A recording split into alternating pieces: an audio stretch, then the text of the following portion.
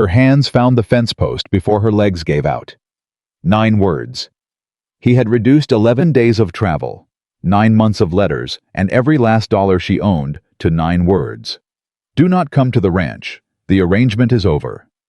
The station clerk was watching her. The dust was settling. The stagecoach was already gone. Clara Whitfield had no money for the return journey. No family waiting. Nothing behind her and nothing ahead except the road that led to the ranch of the man who had just discarded her like a wrong address. She straightened. She picked up her suitcase. "Which road?" she asked. Subscribe now and follow Clara all the way to the end. Drop your city in the comments. Let me see how far this story reaches. Clara Whitfield had been on the stagecoach for 11 days. 11 days of dust and heat, and the particular kind of silence that settles over a person who has already said goodbye to everything familiar. She had said goodbye to the boarding house on Elm Street where she had lived since her father's death. She had said goodbye to the small plot of land her father left behind, land that the bank took 6 weeks after he was buried. She had said goodbye to her 2 closest friends who had hugged her at the train station in Philadelphia and whispered that she was brave, when what they really meant was that they were relieved they weren't the ones doing it. She had told herself this was a beginning. For 11 days, she had almost believed it.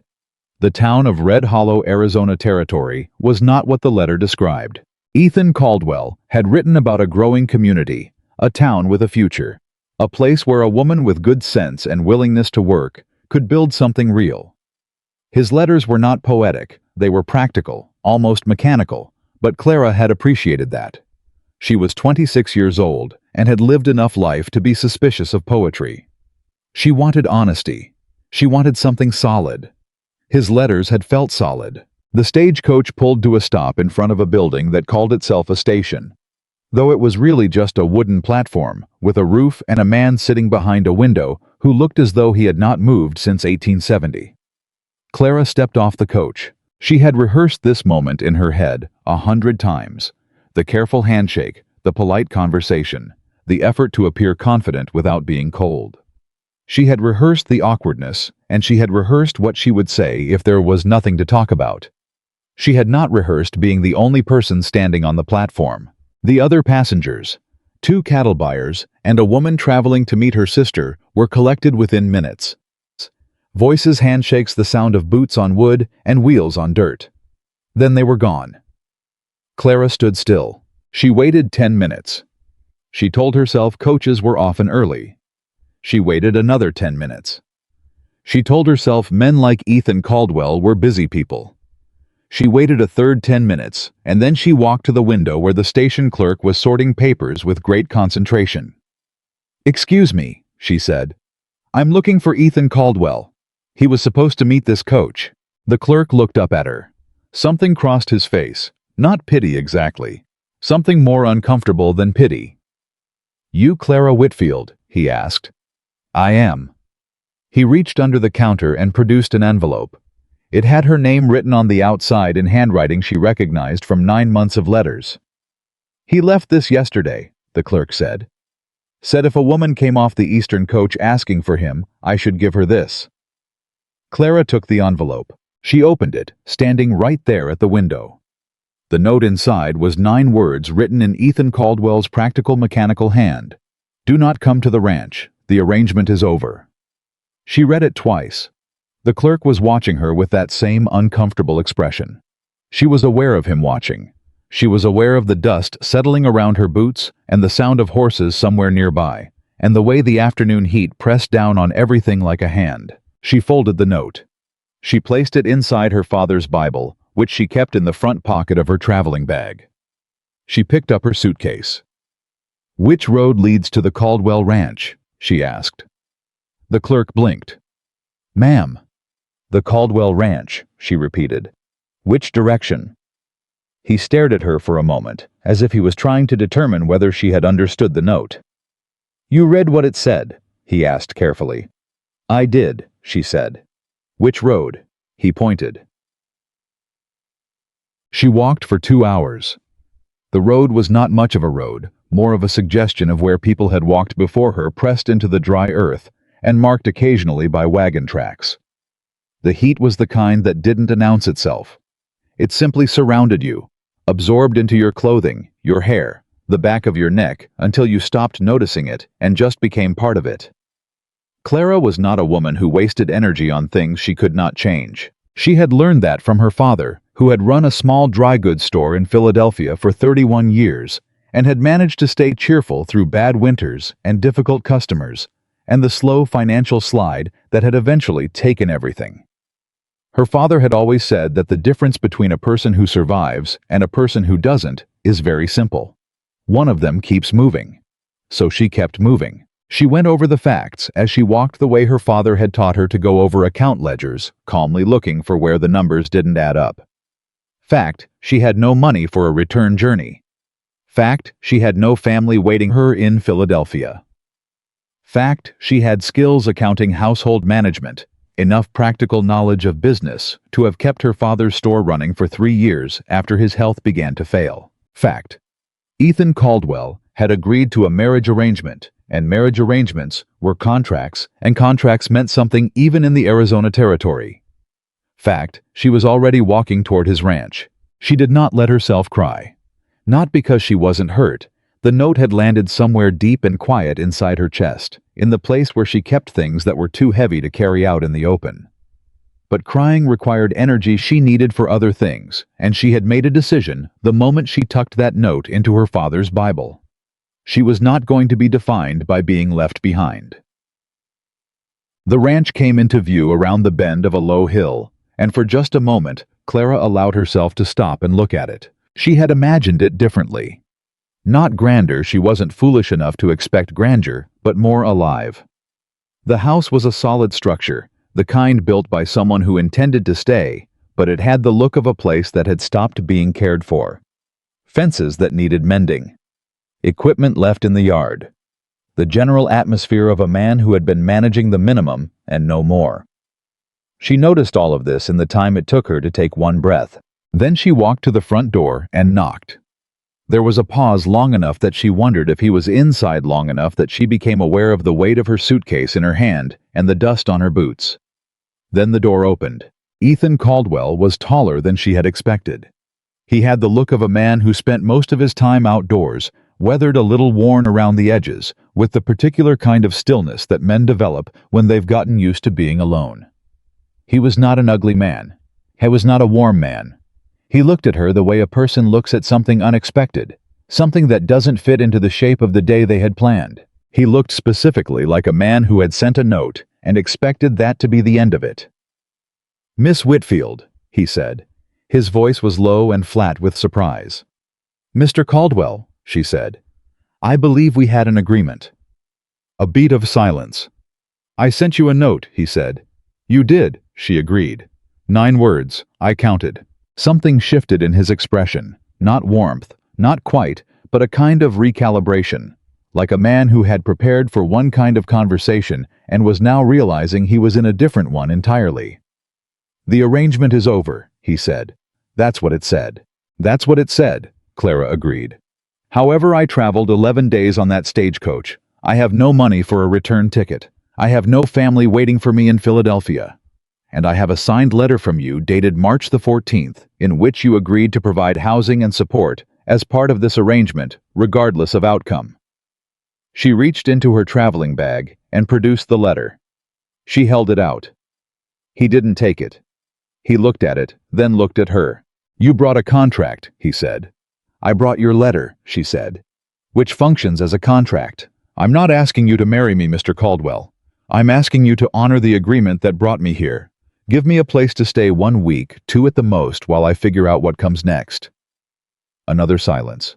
Longer this time. A crow called somewhere behind her, and the late afternoon wind shifted, and Ethan Caldwell stood in his doorway, looking at the woman he had tried to dismiss with 9 words, who had walked 2 hours in the July heat, with a suitcase in her hand and a signed letter she had apparently committed to memory. "1 week," he said finally. "Thank you," she said. She picked up her suitcase and walked inside. The ranch house was exactly what she had expected from the outside, functional, solid, and almost entirely joyless. It wasn't dirty. Ethan Caldwell was clearly a man who maintained basic order, but the rooms had the feeling of spaces that were used rather than lived in. No decoration that wasn't practical, no evidence that anyone had sat somewhere comfortable and simply been content to be there. She recognized this kind of space. Her father's store had felt this way in the last 2 years of his life when keeping things running had taken all his energy and there was nothing left for the making of a home. A woman named Mrs. Delaney appeared from the kitchen, stout, gray-haired, and regarding Clara with the kind of cautious appraisal that Clara suspected was habitual. "She'll take the spare room upstairs," Ethan said, which served as both introduction and instruction. "How long?" Mrs. Delaney asked, looking at Clara rather than Ethan. "1 week," Ethan said. Mrs. Delaney looked at Clara for another moment. Then she nodded once in a way that suggested she had already made her own calculation about how long 1 week would actually last. "I'll put supper on the table in an hour," she said. Supper was a quiet affair. Ethan Caldwell ate the way he apparently did everything efficiently, without waste. He did not make conversation. He answered the 2 questions Clara asked about the ranch with brief, accurate answers that contained no more information than the question required, and then returned to his plate. She did not push, she observed.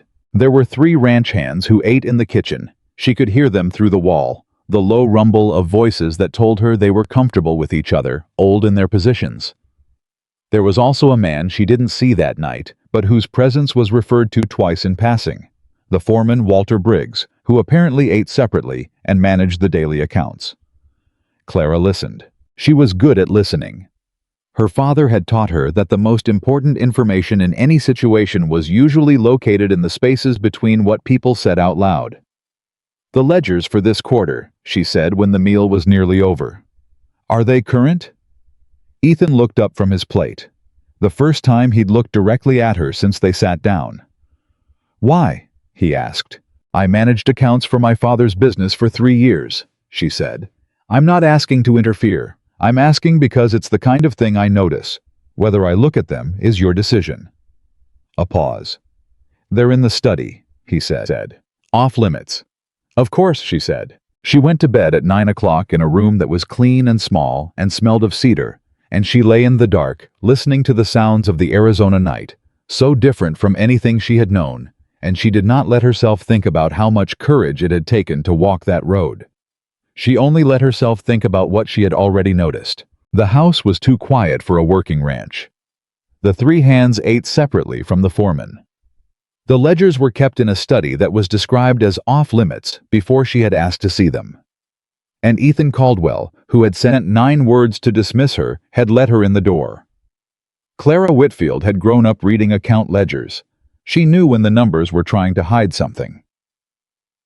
She did not sleep well. Not because she was afraid or homesick, she had given herself permission to feel those things later when there was time. She didn't sleep because something she had noticed at supper kept turning over in her mind like a coin that wouldn't lie flat. The ranch hands had eaten quickly and left. That was normal. But one of them had said something as he passed the dining room door. She had heard it clearly, though she didn't think he knew she was close enough to hear. "Briggs said to keep your mouth shut about the South Creek numbers."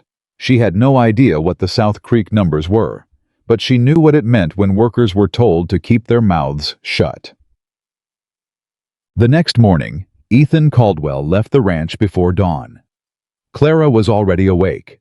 She helped Mrs. Delaney with breakfast, not asking, just appearing in the kitchen and making herself useful in the quiet, practical way that Mrs. Delaney, to her credit, accepted without complaint.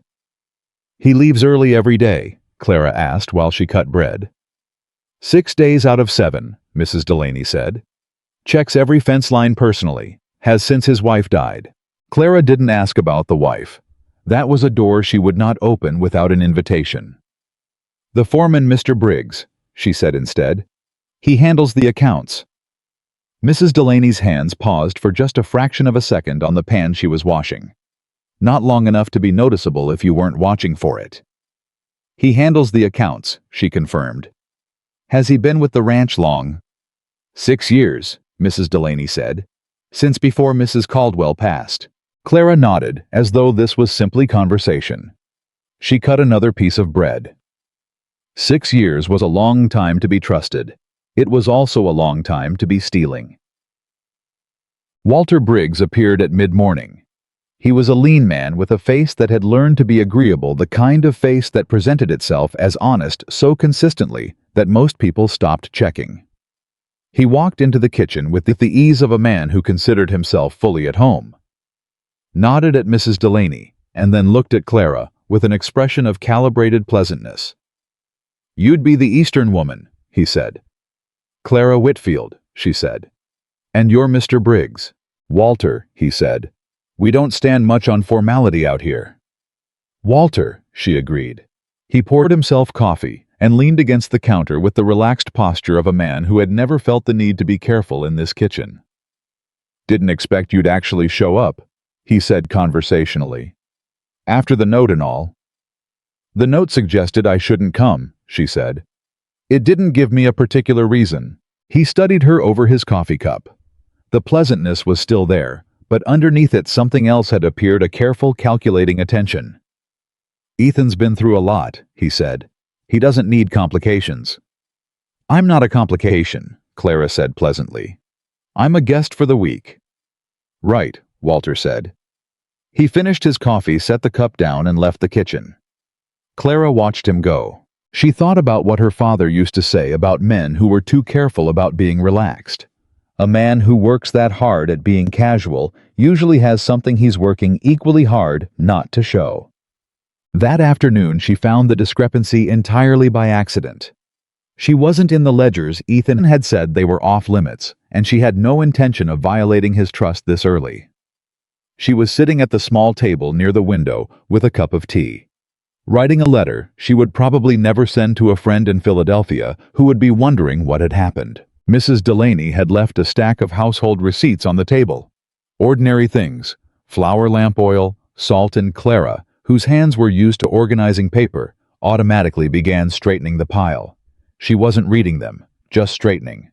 But numbers were to Clara what wrong notes are to a musician, something her mind caught before her eyes had consciously processed it. The flour receipt was for £250. The kitchen served 6 people. Ethan, the 3 hands, Mrs. Delaney, and now Clara. £250 of flour was not a kitchen order. £250 of flour was a supply order for a crew 3 times that size. She set the receipt down carefully. She picked up her pen and continued writing her letter. But her mind was no longer on Philadelphia. She didn't say anything to Ethan that evening. He came back at dusk, ate in the same efficient silence, and was in the process of standing to leave the table when Clara said calmly and without any particular emphasis, "Did you know you're ordering supplies for a crew of 20 when you have a crew of 6? Ethan Caldwell stopped moving. He looked at her across the table. "What?" he said. "The household receipt for flour," she said. £250. That's not a kitchen order for 6 people, Mr. Caldwell. That's a bulk purchase, the kind you make when you're ordering for a large work crew. The size of crew you'd have if you were running a much larger operation. Or the size of crew you'd have if someone was ordering supplies and pocketing the difference." The room was very quiet. "Where did you see that receipt?" he asked. "It was on the table," she said. "I wasn't looking for it. I was straightening paper and my mind caught the number." Another silence. "That's one receipt," he said carefully. "Yes," she agreed. "Which means either it's an error, which is possible, or it isn't an error, which means there are more of them. In the ledgers you keep in the study that are off limits." Ethan Caldwell looked at her for a long moment. There was something happening behind his eyes, a kind of reckoning. The particular look of a man who has had a wall he trusted suddenly called into question and doesn't know yet whether to be grateful or furious. "You said you managed accounts," he said. "For 3 years," she said. "My father's store. I know what over-ordering looks like. I know what it means." He stood up from the table. He walked to the study. He came back with the ledger. He set it on the table in front of her. "Tell me what you see," he said. She worked for 3 hours. Ethan sat across from her, not speaking, his coffee going cold at his elbow, while Clara went through 6 months of accounts with the focused, unhurried attention of someone who had been reading financial records since she was 16 years old. She made notes on a separate sheet of paper. Small, neat columns of numbers with brief explanations beside them. At the end of 3 hours, she put her pen down and looked at him. "It's not one receipt," she said. He looked at the paper she slid across to him. He looked at it for a long time. "How much?" he asked. She told him. The number landed between them like a stone into still water. Ethan Caldwell said nothing for almost a full minute. Then he stood up, walked to the window, stood with his back to her, and was quiet for so long she wasn't sure he was going to speak again. When he did speak, his voice was very controlled. The kind of controlled that has something large behind it being held carefully back. 6 years, he said. "At least 6 months that I can see clearly," she said. "The earlier records would tell us more." 6 years, he said again. Not to her, mostly to himself. She didn't say anything. She had delivered what she found. The rest was his. "Walter Briggs has been with this ranch since my wife died," he said. "He was the one who kept this place running when I couldn't." "I know," she said quietly. "He's the one I trusted most." "I know," she said again. He turned from the window and looked at her. Really looked at her in a way he hadn't since she had knocked on his door the day before. She saw something in his face that she recognized because she had felt it herself standing on that platform with a 9-word note in her hand. The specific devastation of realizing that the thing you counted on wasn't real. "Thank you," he said. His voice was rough. "I wasn't looking for it," she said. The flower receipt was on the table. "Still," he said. She began to tidy the papers. "You should get some sleep, Mr. Caldwell," she said. "Tomorrow is going to be a difficult day." He stood there a moment longer. Then quietly he said, "You walked 2 hours in that heat." She looked up. "With your suitcase," he said. "After you read the note." "There wasn't another option," she said. "There was," he said. "You could have stayed at the station and waited for the next eastbound coach. That would have required money I don't have," she said. "Is that the only reason?" he asked. She held his gaze for a moment. "No," she said honestly. "It isn't." He nodded as though she had answered a question he had been turning over since she appeared at his door. "Good night, Miss Whitfield," he said. "Good night, Mr. Caldwell," she said. She gathered the ledger and the notes and the separate sheet of paper with its careful columns, and she set them neatly on the corner of the table where he would find them in the morning. Then she climbed the stairs to the small room that smelled of cedar. She lay in the dark. Outside somewhere on this ranch that was quietly being taken apart by a man who smiled agreeably and poured himself coffee in someone else's kitchen, a night bird called once and fell silent. Clara Whitfield had come to the Arizona Territory to build a life. She had arrived to find a note with 9 words on it. And in the space of 1 day, she had found something that mattered more than the arrangement. She'd lost a problem that needed solving. A man who needed someone to see what he had stopped being able to see, and the first real sense since her father's death that she was exactly where her particular set of abilities were needed. She was still afraid. She was still alone in a very unfamiliar place. But for the first time in a long time, she was not useless. And that she had learned from her father was the first step back from any kind of darkness. She closed her eyes. Tomorrow, everything would change. She intended to be ready. Ethan Caldwell did not sleep that night. Clara knew this because she heard him moving through the house long after the ranch fell quiet. The slow, deliberate sound of a man walking through rooms. He knew by memory, not looking for anything in particular, just moving because standing still was impossible. She heard the study door open and close twice. She heard the soft knock of a glass set down on wood. She heard the particular silence of a man sitting with something he wasn't ready to put down yet. She did not go downstairs. Some grief required company. This kind required space. When she came down at first light, the ledger was open on the table exactly where she had left it, and beside it was the sheet of paper with her careful columns of numbers. But someone had gone through it again during the night. She could tell by the small marks made in a different hand beside several of the entries she had flagged. Not corrections. Confirmations. As though Ethan had sat with the ledger through the dark hours cross-referencing what she found against his own memory of the ranch's operations and had arrived at the same answer every time. The coffee was already on. She poured herself a cup and sat down at the table.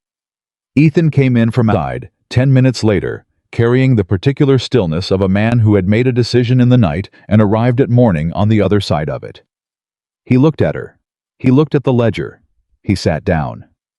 "How many years back would I need to go," he said, "to know when it started?" "Show me the oldest records you have," she said. "I'll tell you within an hour." I went to the study and came back with a wooden box. Inside were ledgers going back 7 years, back to the year before his wife died, back to when the ranch had been a different place, under different circumstances. He set the box on the table between them without another word. She started with the oldest book. He watched her work, and she was aware of his watching, not suspiciously, not with the guarded distance of the previous day, but with the concentrated attention of a man who was allowing himself carefully and against his own instincts to trust something. She didn't look up. She kept working. 40 minutes in, she found it. "Here," she said, and turned the ledger to face him, pointing to an entry dated 5 years and 3 months ago. "This is where the pattern changes. Before this date, the supply orders are consistent with your crew size. After this date, they begin to inflate. Slowly at first, small enough that the difference could be explained as waste spoilage price fluctuation. But the pattern is consistent. Every quarter, a little more." Ethan stared at the page. 5 years, he said. 5 years and 3 months, she said. She watched him do the calculation. She had already done it herself, and the number was ugly. Not enough to destroy a prosperous ranch outright, but more than enough to explain why the fences needed mending, and why the equipment in the yard looked like it had been waiting for repairs that never came, and why a man who worked from before dawn to after dusk still somehow couldn't get ahead of the slow grinding erosion of everything his father had built. "He's been taking from me for 5 years, Ethan said. His voice was very quiet. "The supply overcharges are the clearest pattern," she said. "But there are also labor discrepancies. Men listed on the payroll in months when you told me you were running with a reduced crew. I'd need you to walk me through your hiring records to confirm which ones are real and which aren't." He looked at her. "You remember what I said at supper last night," he said. "About the crew. You mentioned it in passing," she said. "I listen." A pause. "I've been living in my own house for 5 years," he said.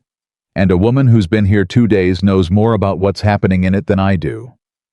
She could have said something gentle to that. She chose not to. "You were grieving," she said simply. "And he knew it. That's not a coincidence, Mr. Caldwell, the timing. The pattern starts 3 months after your wife died. He waited until you were most likely to stop paying attention. That's not opportunism. That's planning."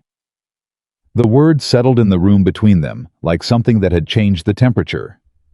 "Planning," Ethan repeated. "Someone who plans," she said, "is not acting alone or impulsively. Someone who plans has a reason and a destination." He looked at the ledger for a long moment. Then he said, "Last year a man named Victor Harrington offered to buy the ranch." Clara set her pen down. "Who is Victor Harrington?" she asked. The name meant something in Red Hollow. Clara understood that within 24 hours, without needing anyone to explain it directly. It was the way people stopped talking when the subject came up, the way Mrs. Delaney's expression went carefully blank when Clara asked a casual question about the largest landowners in the territory. It was the way one of the ranch hands, a quiet older man named Dobbs, changed the subject so smoothly when Clara mentioned the name at the kitchen table that she almost didn't notice he had done it. Almost. She mentioned this to Ethan that evening. He was in the yard working on a piece of equipment with the focused physical energy of a man who needed his hands occupied while his mind was running at full speed. He stopped working when she told him what she'd observed. "Harrington owns 3 cattle operations north of here," he said, "and 2 mines, and about a quarter of the businesses in town either directly or through men who owe him." "Does he have any claim on your land?" she asked. "He says he does," Ethan said. "He's been saying it for 2 years.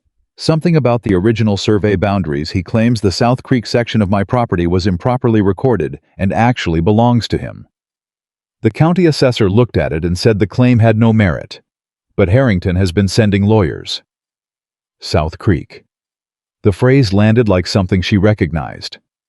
South Creek, she said. Ethan looked at her. One of your hands said something yesterday evening, she said. I wasn't meant to hear it. He said Briggs told them to keep quiet about the South Creek numbers. The yard went very still. Ethan straightened slowly. Say that again, he said. She repeated it exactly as she had heard it word for word. Ethan Caldwell put down the tool he was holding with the careful deliberateness of a man controlling his reaction by controlling his hands. Walter has been managing the South Creek fence line for 2 years, he said. He said the section needed regular maintenance because of the terrain. I let him handle it because I had enough on my plate with the North Pastures. And in those 2 years, Clara said, has anyone other than Walter actually walked the South Creek boundary? The look on his face answered before he did. No, he said. Then whatever Harrington is claiming about the boundary, she said, and whatever Walter has been doing at South Creek for 2 years, those two things are not separate. She watched him understand it. She watched the connection form in real time behind his eyes, and she watched what came after the understanding. The cold, settling fury of a man who has just realized that the betrayal was bigger than he thought, and that the person who betrayed him had been patient enough to plan it across years. He's working for Harrington, Ethan said. I think Harrington offered to buy your ranch, Clara said, and when you refused, he found another way to get it. He needed your land weak enough to take, and someone close enough to you to make sure it stayed that way. The silence was heavy. I need to see the South Creek records, Ethan said. Yes, she said. You do. Walter Briggs arrived at the ranch the next morning at his usual time, with his usual agreeable expression and his usual comfortable ease, and walked into the kitchen to find Ethan Caldwell sitting at the table with the wooden box of ledgers open in front of him and Clara Whitfield beside him with a sheet of paper covered in numbers. For just a fraction of a second, half a breath no more, the pleasantness on Walter's face shifted. Clara saw it. She suspected Ethan did too. Morning, Walter said, recovering immediately. He looked at the ledgers and then at Clara with an expression of mild, polite confusion. What's all this? Quarterly accounts, Ethan said. His voice was very even. Sit down, Walter. Walter sat. I was good. Clara had to acknowledge that. He sat down with the relaxed posture of a man who had nothing to fear, and he looked at the ledgers with the expression of a man willing to help with whatever administrative task had come up, and he showed no sign whatsoever of the calculation running rapidly behind his eyes. We've been looking at the supply records, Ethan said. The flour order last week was 250 pounds. Bad batch, Walter said immediately. From the mill in Tucson, half of it was damp. I had to throw it out. Clara wrote something on her paper. Walter glanced at her. I don't remember seeing a disposal record, Clara said without looking up. Usually when spoiled goods are disposed of, there's a record, for the insurance claim. A pause. There wasn't an insurance claim, Walter said. It wasn't worth the paperwork for half a sack of flour. 125 pounds, Clara said, still writing it down. Miss Whitfield is helping me look at the accounts, Ethan said, watching Walter's face with the focused attention of a man who had spent enough years reading cattle to know how to read something else that was trying to appear calm. She's been here 3 days, Walter said. The easiness in his voice was still there, but it had acquired a careful quality, like a man walking on a ground he was no longer certain was solid. She has, Ethan agreed. She's also found 5 years of supply discrepancies, and a payroll pattern I'd like you to explain. The room temperature dropped. Walter looked from Ethan to Clara and back to Ethan. He was still sitting in the same relaxed posture, but something had changed at the edges of him, a subtle tightening the way a man shifts his weight when he realizes the conversation he planned for is not the conversation he's in. I've run this ranch honestly, Walter said, for 6 years. The payroll, Ethan said. November of last year. We had 4 hands. The record shows 7. Seasonal workers, Walter said. They came and went. You weren't here that week, Ethan. You were up at the North Line. I was, Ethan said. I've been up at the North Line a lot. I've been relying on you down here. That's right, Walter said. You trusted me. I did, Ethan said. I also trusted that you were managing the South Creek fence line for the right reasons. And there it was. The name landed in the room, and Walter Briggs, who had survived every other part of this conversation with his agreeable expression intact, could not fully control what happened to his face in the half-second after he heard those two words. It wasn't guilt exactly. It was more specific than guilt. It was recognition. The recognition of a man who has heard a word he hoped not to hear today and understands that the shape of his situation has just changed. South Creek's been a problem boundary for years, Walter said, and his voice was still steady, but the easiness was gone from it. Now it was just steady, the deliberate steadiness of a man being careful. I've been managing it. You told the hands to keep quiet about the South Creek numbers, Ethan said. Walter went still. Which hand told you that? He asked. It was the wrong question to ask. Clara could see Ethan register it, the fact that Walter's first instinct was not to deny saying it, but to identify who had talked. Does it matter? Ethan said. A long silence. Walter looked at the table. He looked at his hands. Then he looked at Clara, with an expression she had not seen from him before. Not hostile exactly, but stripped of the performance of pleasantness. The face underneath it harder and more calculating than what he showed on the surface. You've been here 3 days, he said to her. 4 as of this morning, she said calmly. And you think you understand what's been happening on this ranch. I understand accounts, she said. The accounts are clear. The accounts are complicated, Walter said. Ranch accounting isn't the same as a dry goods store. There are variables. Weather damage, market fluctuations, supplier errors. You can't look at numbers without context. You're right, she said. Which is why I've been asking Mr. Caldwell for context with each discrepancy I find. And each time I ask, the context he provides makes the numbers look worse, not better. Walter turned back to Ethan. We've been friends for 6 years, he said, and his voice had shifted again, softer now, almost hurt. You're going to take the word of a woman you've known 4 days over 6 years of loyalty. Ethan was quiet for a moment. She walked 2 hours in July heat, he said. To tell me the truth when she didn't have to. You've been walking into my kitchen for 6 years to tell me what you needed me to believe. The words landed. Walter stood up. I need to check the east fence, he said. Sit down, Walter, Ethan said. Walter stood. I need some air, he said. We can talk about this later, when you've had time to think it through without... He glanced at Clara. Outside influences. Sit down, Ethan said again. And this time his voice carried something that had not been in it before. Not anger, but authority. The kind that came not from volume, but from a man who had finally arrived at a place of absolute certainty about what was happening in front of him. Walter Briggs looked at Ethan Caldwell for a long moment. Then he turned and walked out of the kitchen. They heard his boots on the floor of the front door, and then nothing. The room was very quiet. Mrs. Delaney, who had been doing something at the far counter with her back carefully turned for the last 15 minutes, set down whatever she was holding without a sound. He's going to send word to Harrington, Clara said. I know, Ethan said. Which means we have less time than I thought. How much do we have? He asked. Enough, she said. If we move today. Moving today meant 3 things: securing the existing evidence, finding witnesses, and getting to the county records office before Walter Briggs had any reason to arrange for anything to be inconveniently unavailable. Clara laid this out for Ethan at the kitchen table with the same practical directness she had used on the accounts, and he listened with the focused attention she was coming to recognize as his mode of operating when he had moved past resistance and into action. The county record for the South Creek Boundary Survey, she said. Are they in Tucson or in the local office? Local office, he said. Red Hollow has its own assessor. Who is the assessor? A pause. Man named Purvis, Ethan said. He's been assessor for about 3 years. And before that? She asked. Different man, Ethan said. Retired.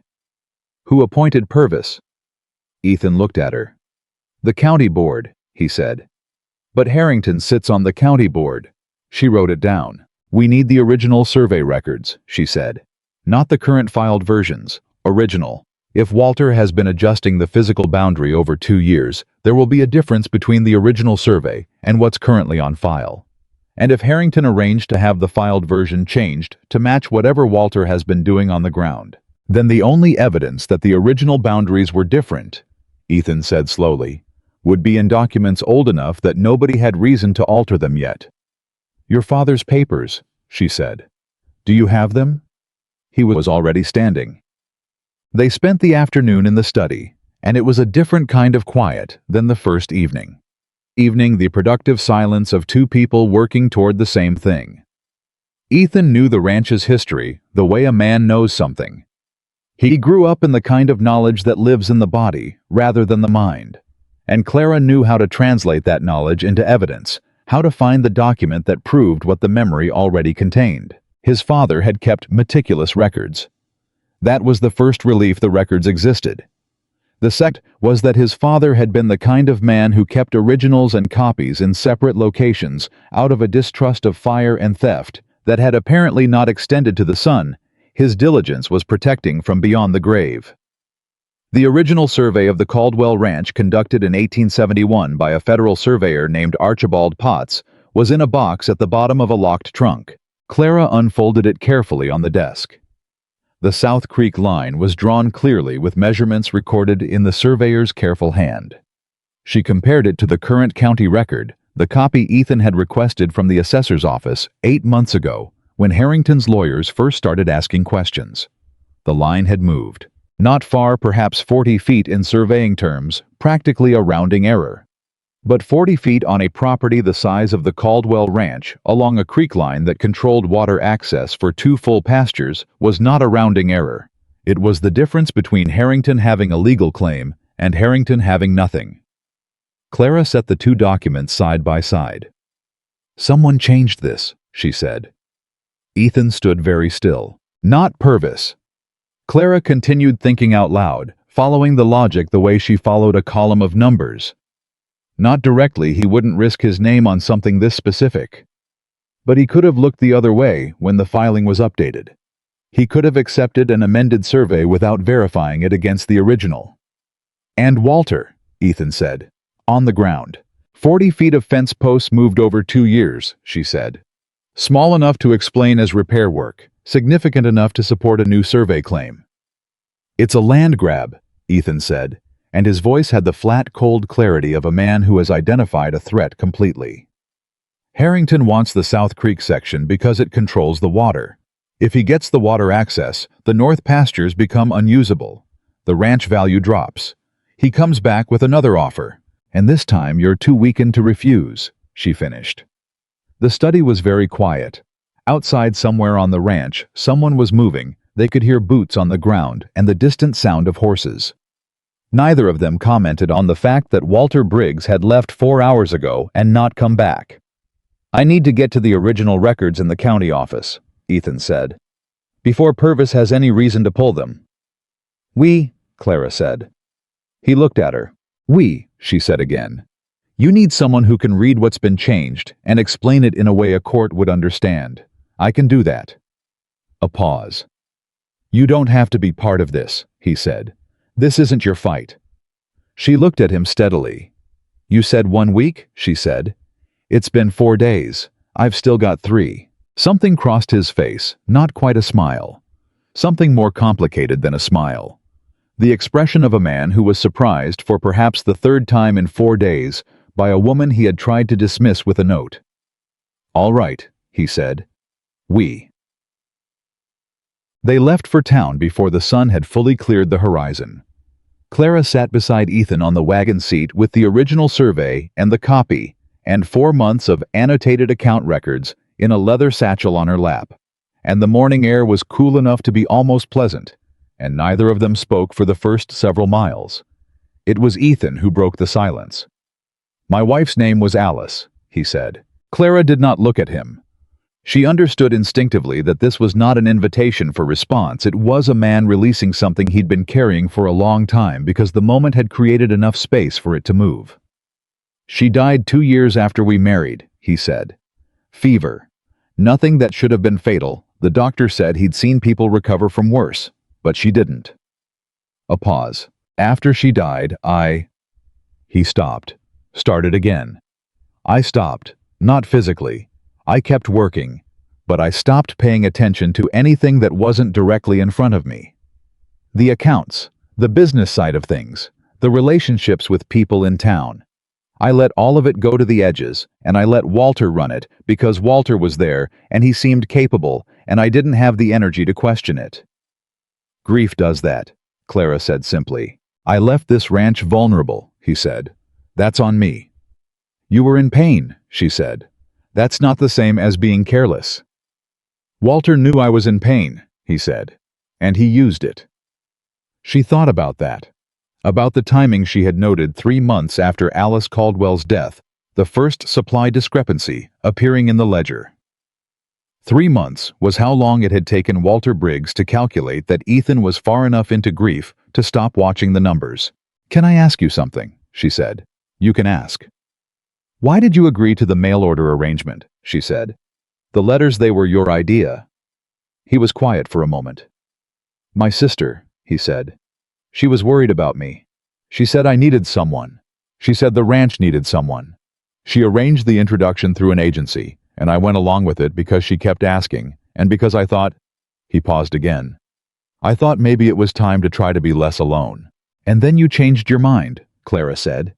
I panicked, he said bluntly. The night before you were due to arrive, I sat in the study and thought about what I was doing, and I panicked. It felt like a betrayal. Of Alice. Of her memory, Clara said. Yes. And now, she asked, not unkindly. He looked at the road ahead. Now I think, he said slowly, that Alice would have had very little patience for a man who let himself be stolen from for 5 years, because he was too busy feeling sorry for himself to look at the accounts. Clara looked at him. The ghost of something barely there but real moved across Ethan Caldwell's face. Not a smile exactly, but the possibility of one. She turned back to the road. Then let's make sure, she said, that the man she married gets his ranch back. They rode the rest of the way into Red Hollow without speaking, but the silence between them had changed entirely from what it had been the day before. It was no longer the silence of two strangers occupying the same space. It was the silence of two people who had decided somewhere in the conversation to be on the same side. The county assessor's office was a modest building on the main street of Red Hollow, wedged between a hardware supply and a land broker's office, whose painted sign had begun to peel at one corner. Clara noticed the land broker sign as they tied the horses. The name on it was not Harrington's, but she made a note of it. Inside, a clerk named Howard looked up from his desk with the startled expression of someone unused to visitors arriving purposefully before 9 in the morning. He was young, mid-20s, wire-rimmed glasses, ink-stained fingers, and Clara assessed him in the first 5 seconds as a man who was conscientious about his work and who had not yet been in his position long enough to know whose instructions he was supposed to quietly follow. This was either very helpful or a problem. Mr. Caldwell, Howard said, visibly unsure whether to stand. He stood. What can I? Original survey records, Ethan said. Caldwell Ranch, 1871. Howard blinked. The 1871 survey, he said. Yes, we have those. They're in the archive room. But Mr. Purvis usually handles... Is Mr. Purvis here? Clara asked. He's no, not yet. He comes in at 10 usually. Then we have an hour, Clara said pleasantly. Could you pull the original 1871 records and also the most recent filed version? I believe there was an amendment filed within the last 2 years. Howard looked at Ethan, then at Clara, then back at Ethan. She's helping me with an account review, Ethan said. Legal business. Howard pulled the records. When he laid both files on the counter, Clara opened them side by side with the copy of the original survey she had brought from the trunk, and within 4 minutes she had found what she was looking for. The amended county filing did not match the original. It did not match the copy she held in her hands. And the amendment date, she checked it twice, was 18 months ago. 18 months ago, Harrington's lawyers had sent their first letter about the South Creek boundary. Howard, she said, keeping her voice conversational. When this amendment was filed, was a new survey submitted with it, a surveyor's certified document. Howard leaned over and checked the file. "There's a survey attached," he said. "Certified by," he squinted, "J. Mathers, licensed surveyor." "Do you know Mr. Mathers?" she asked. "I know," Howard said. "But surveyors come from all over the territory. Mr. Purvis reviewed the filing and accepted it." "Of course," Clara said. She looked at Ethan. He looked at her. "I'd like to make a copy of the original 1871 documents," she said to Howard. "Official copies witnessed and dated by you. Could you do that for us?" Yes, technically I can," Howard said. "But Mr. Purvis might—" "Mr. Purvis isn't here," Ethan said. "And this is my property being recorded in your files. I'm entitled to verified copies of the original records. That's county law, Howard." Howard looked at them both. Then, with the expression of a conscientious young man, choosing the straightforwardly correct action over the politically convenient one, he reached for the copying paper. "I'll need about 30 minutes, he said. "Take your time," Clara said. They had the copies in their hands at 43 minutes past 9. They were outside and untying the horses when she heard a door open behind them and the particular sound of a man who had arrived in a hurry, trying to sound like he hadn't. Caldwell. It was Purvis. He was a round-faced man in his 40s, with the overdressed appearance of someone who thought clothing communicated authority, and he was breathing slightly faster than the situation warranted, which told Clara he had been told to get to his office quickly and had come as fast as his dignity would allow. "Purvis," Ethan said, not turning around. "Howard tells me you've been pulling records," Purvis said. "My property records," Ethan said, "which I'm legally entitled to access." "Of course," Purvis said with the smooth agreeability of a man who had learned it from someone who used it the same way Walter Briggs did. "I just like to be involved when there are official requests, for accuracy." "We got what we needed," Ethan said. He finished untying his horse and looked at Purvis directly. And Howard was very accurate. Purvis's eyes moved to the satchel on Clara's arm. "You'll want to be careful," he said, and the smoothness had acquired an edge to it, "about how you use whatever you think you've found, Caldwell. Land boundary disputes are complicated matters." "I'm sure they are," Ethan said. "I'll be talking to a territorial attorney about the complications." He helped Clara onto the wagon seat. Purvis stood on the step of the assessor's office and watched them drive away with the expression of a man who needed to make a very specific telephone call as soon as they were out of sight. Clara did not look back. She kept her eyes on the road and her hand flat on the satchel in her lap. "How long before Harrington knows?" she asked. "He might already know," Ethan said. "Walter had a 4-hour head start." "Then we need a lawyer today," she said. "There's one man in Red Hollow who won't be in Harrington's pocket," Ethan said. "Samuel Greer. He's old, he's cantankerous, and he doesn't take clients he doesn't believe." "Then we need him to believe us," she said. "He will," Ethan said. He glanced at her, the satchel, the copied documents, the evidence she had built in 4 days out of a kitchen receipt, and a sharp eye. "He will." For the first time since she had stepped off that stagecoach into an empty platform, Clara Whitfield felt something shift inside her chest. Not relief. Not yet, because there was too much ahead of them for relief. But something adjacent to it. The feeling of a woman who had arrived somewhere alone and desperate, and had spent 4 days building something solid out of what she found, and who had just discovered that the man sitting beside her was beginning to understand exactly what she was worth. She straightened the satchel on her lap.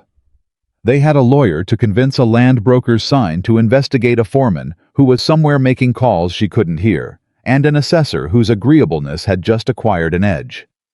The week was barely half over, and Clara Whitfield was just getting started. Samuel Greer's office smelled like old paper and pipe tobacco, and the particular staleness of a room where serious conversations had been happening for 40 years. The man himself looked like something the territory had weathered into its final shape, 70 at least, with white hair and a face so thoroughly lined that his expression seemed to operate independently of his skin. The way a river moves through rock, it has worn smooth over decades. He looked at the documents Clara spread on his desk without touching them, without speaking for so long that she began to count the seconds. He reached 37 before he picked up the first page. "Where'd you get the original survey?" he asked. "His father's trunk," Clara said. "And the county copies. Howard certified them this morning, before 9:45. Greer looked at Ethan over the top of the papers. "Before Purvis came in," he said. It was not a question. "By about 12 minutes, Ethan said. Greer set the papers down. He picked up his pipe, looked at it, set it down again. "You know what you're holding," he said. "Tell me what we're holding," Ethan said. "Evidence that someone filed a fraudulent boundary amendment with the county assessor's office using a survey that does not match the original federal record," Greer said. "Which is a territorial crime. And if the county assessor accepted that amendment knowing it was fraudulent..." He paused. "That's a different kind of crime." "Can we prove Harrington ordered it?" Clara asked. Greer looked at her with the particular attention of a man encountering something unexpected. "You the mail-order bride?" he asked. "I'm the accountant," she said. He studied her for another moment. Then he turned back to Ethan. "She always like this?" he asked. "She's been like this for 4 days," Ethan said. "I'm still adjusting." Something that might have been appreciation moved across Greer's weathered face. "Proving Harrington ordered it," he said, returning to Clara's question, "is the hard part. He's careful. He doesn't sign things himself. He doesn't give instructions that can be traced. He uses intermediaries." "Walter Briggs," Ethan said. "And whoever filed the survey," Clara said. "J. Mathers, licensed surveyor. That name isn't in any of the county's regular directories." Greer looked at her sharply. "How do you know that?" "Howard has a directory on his desk," she said. "I read it while he was making the copies." Greer was quiet for a moment. "A licensed surveyor who doesn't appear in the territorial directory," he said slowly, "is either operating under a false credential or under a name he doesn't normally use." He picked up his pipe again. "Or both." "Can you find out which?" Ethan asked. "I can make inquiries," Greer said. "But Caldwell, you need to understand what you're doing here. Victor Harrington has money and lawyers and 3 members of the county board. If you go after him with this, and it doesn't stick, he will come back at you with everything he has, and he has considerably more than you do." "He's been taking my ranch apart for 5 years," Ethan said. "Through a man I trusted. I'm not walking away from that." "I didn't say walk away," Greer said. "I said understand what you're doing." He looked at both of them in turn. "You need more than these documents. You need a witness. Someone who can testify to the connection between Briggs and Harrington directly, not just through paperwork." The room went quiet. Clara thought about the 3 ranch hands. About Dobbs, who had changed the subject so smoothly when she mentioned Harrington's name. About the careful way Mrs. Delaney's hands had paused on the pan for half a second. "There are people on the ranch who know more than they've said," she told Ethan. "They're afraid," Ethan said. "Harrington's reach in this county. Then we find someone outside the county," Greer said. He leaned back in his chair with the manner of a man who had been thinking about a problem for longer than today. "There's a federal land office in Tucson. If Harrington's been filing fraudulent boundary claims here, it's possible, not certain but possible, that this isn't the first property. A federal inquiry is a different matter than a county dispute. The county board can protect him locally. They can't protect him from the territory." Ethan looked at Clara. She was already thinking through the logistics, the journey to Tucson, the time it would take, what they needed to bring, what they might find. "How long would a federal inquiry take to open?" she asked Greer. "If the evidence is strong enough, a week. Maybe 2 to get the right people looking at it. But getting there..." He paused. "I'd need to send ahead. I have a contact at the federal land office. Good man honest owes me a conversation." He looked at Ethan. "You trust me to make that contact?" "I've trusted the wrong people," Ethan said. "I'd rather not do it again." Greer nodded, accepting this. "Fair," he said. "Then I'll tell you what I'm sending before I send it, and you can read every word." Ethan extended his hand across the desk. Greer took it. They were outside in the morning air when Clara said quietly, "He's been waiting for someone to bring him this case." Ethan looked at her. "What makes you say that?" He knew which board members Harrington had, she said. He knew the pattern. He knew enough about how Harrington operates that he didn't need us to explain it. She glanced back at the office. Samuel Greer has been watching this for a while. He just didn't have the documents. Until today, Ethan said. Until today, she agreed. They were 3 blocks from the assessor's office when Clara saw Walter Briggs. He was standing outside the land broker's office, the one with the peeling sign she had noticed that morning, talking to a man she didn't recognize in a jacket that was too well made for Red Hollow's general aesthetic. The conversation was brief, quiet, and intense. Walter's back was to the street. The well-dressed man was doing most of the talking. Clara put her hand on Ethan's arm without thinking. He stopped. She nodded toward the 2 men. Ethan looked, his jaw set. "The man in the jacket," he said very quietly. "That's Harrington's lawyer. Name is Fitch. I've seen him twice before, both times when Harrington's people showed up at the ranch." "Walter went to him," Clara said. "Not to Harrington directly, to the lawyer." "Which means Harrington already knows we were at the assessor's office," Ethan said. "He might know about Greer too," she said. The conversation across the street ended. Walter turned, and for 1 second he was looking directly at them. His eyes found Ethan's face, and Clara watched something cross Walter's expression that she had not seen there before. Not guilt, not fear, something colder. Walter turned and walked the other direction without acknowledgement. The lawyer named Fitch went inside the land broker's office. "He's not running," Ethan said. "No," Clara agreed. "He's reporting. They're going to move faster now," Ethan said. "Whatever Harrington was planning to do next, he'll do it sooner." She thought about the original survey in her satchel. The certified copies Howard had made. The conversation with Greer. "Then we move faster too," she said. The first trouble came that afternoon. They arrived back at the ranch to find Dobbs sitting on the step of the bunkhouse with his hat in his hands and an expression on his face that Clara had seen before, on the faces of men who had made a decision they were not entirely comfortable with and were waiting to deliver it. Ethan pulled the wagon to a stop. "Dobbs," he said. "Mr. Caldwell." Dobbs stood. He was in his mid-50s, sun-worn and quiet, the kind of ranch hand who had been doing this work long enough that he rarely needed to think about it consciously anymore.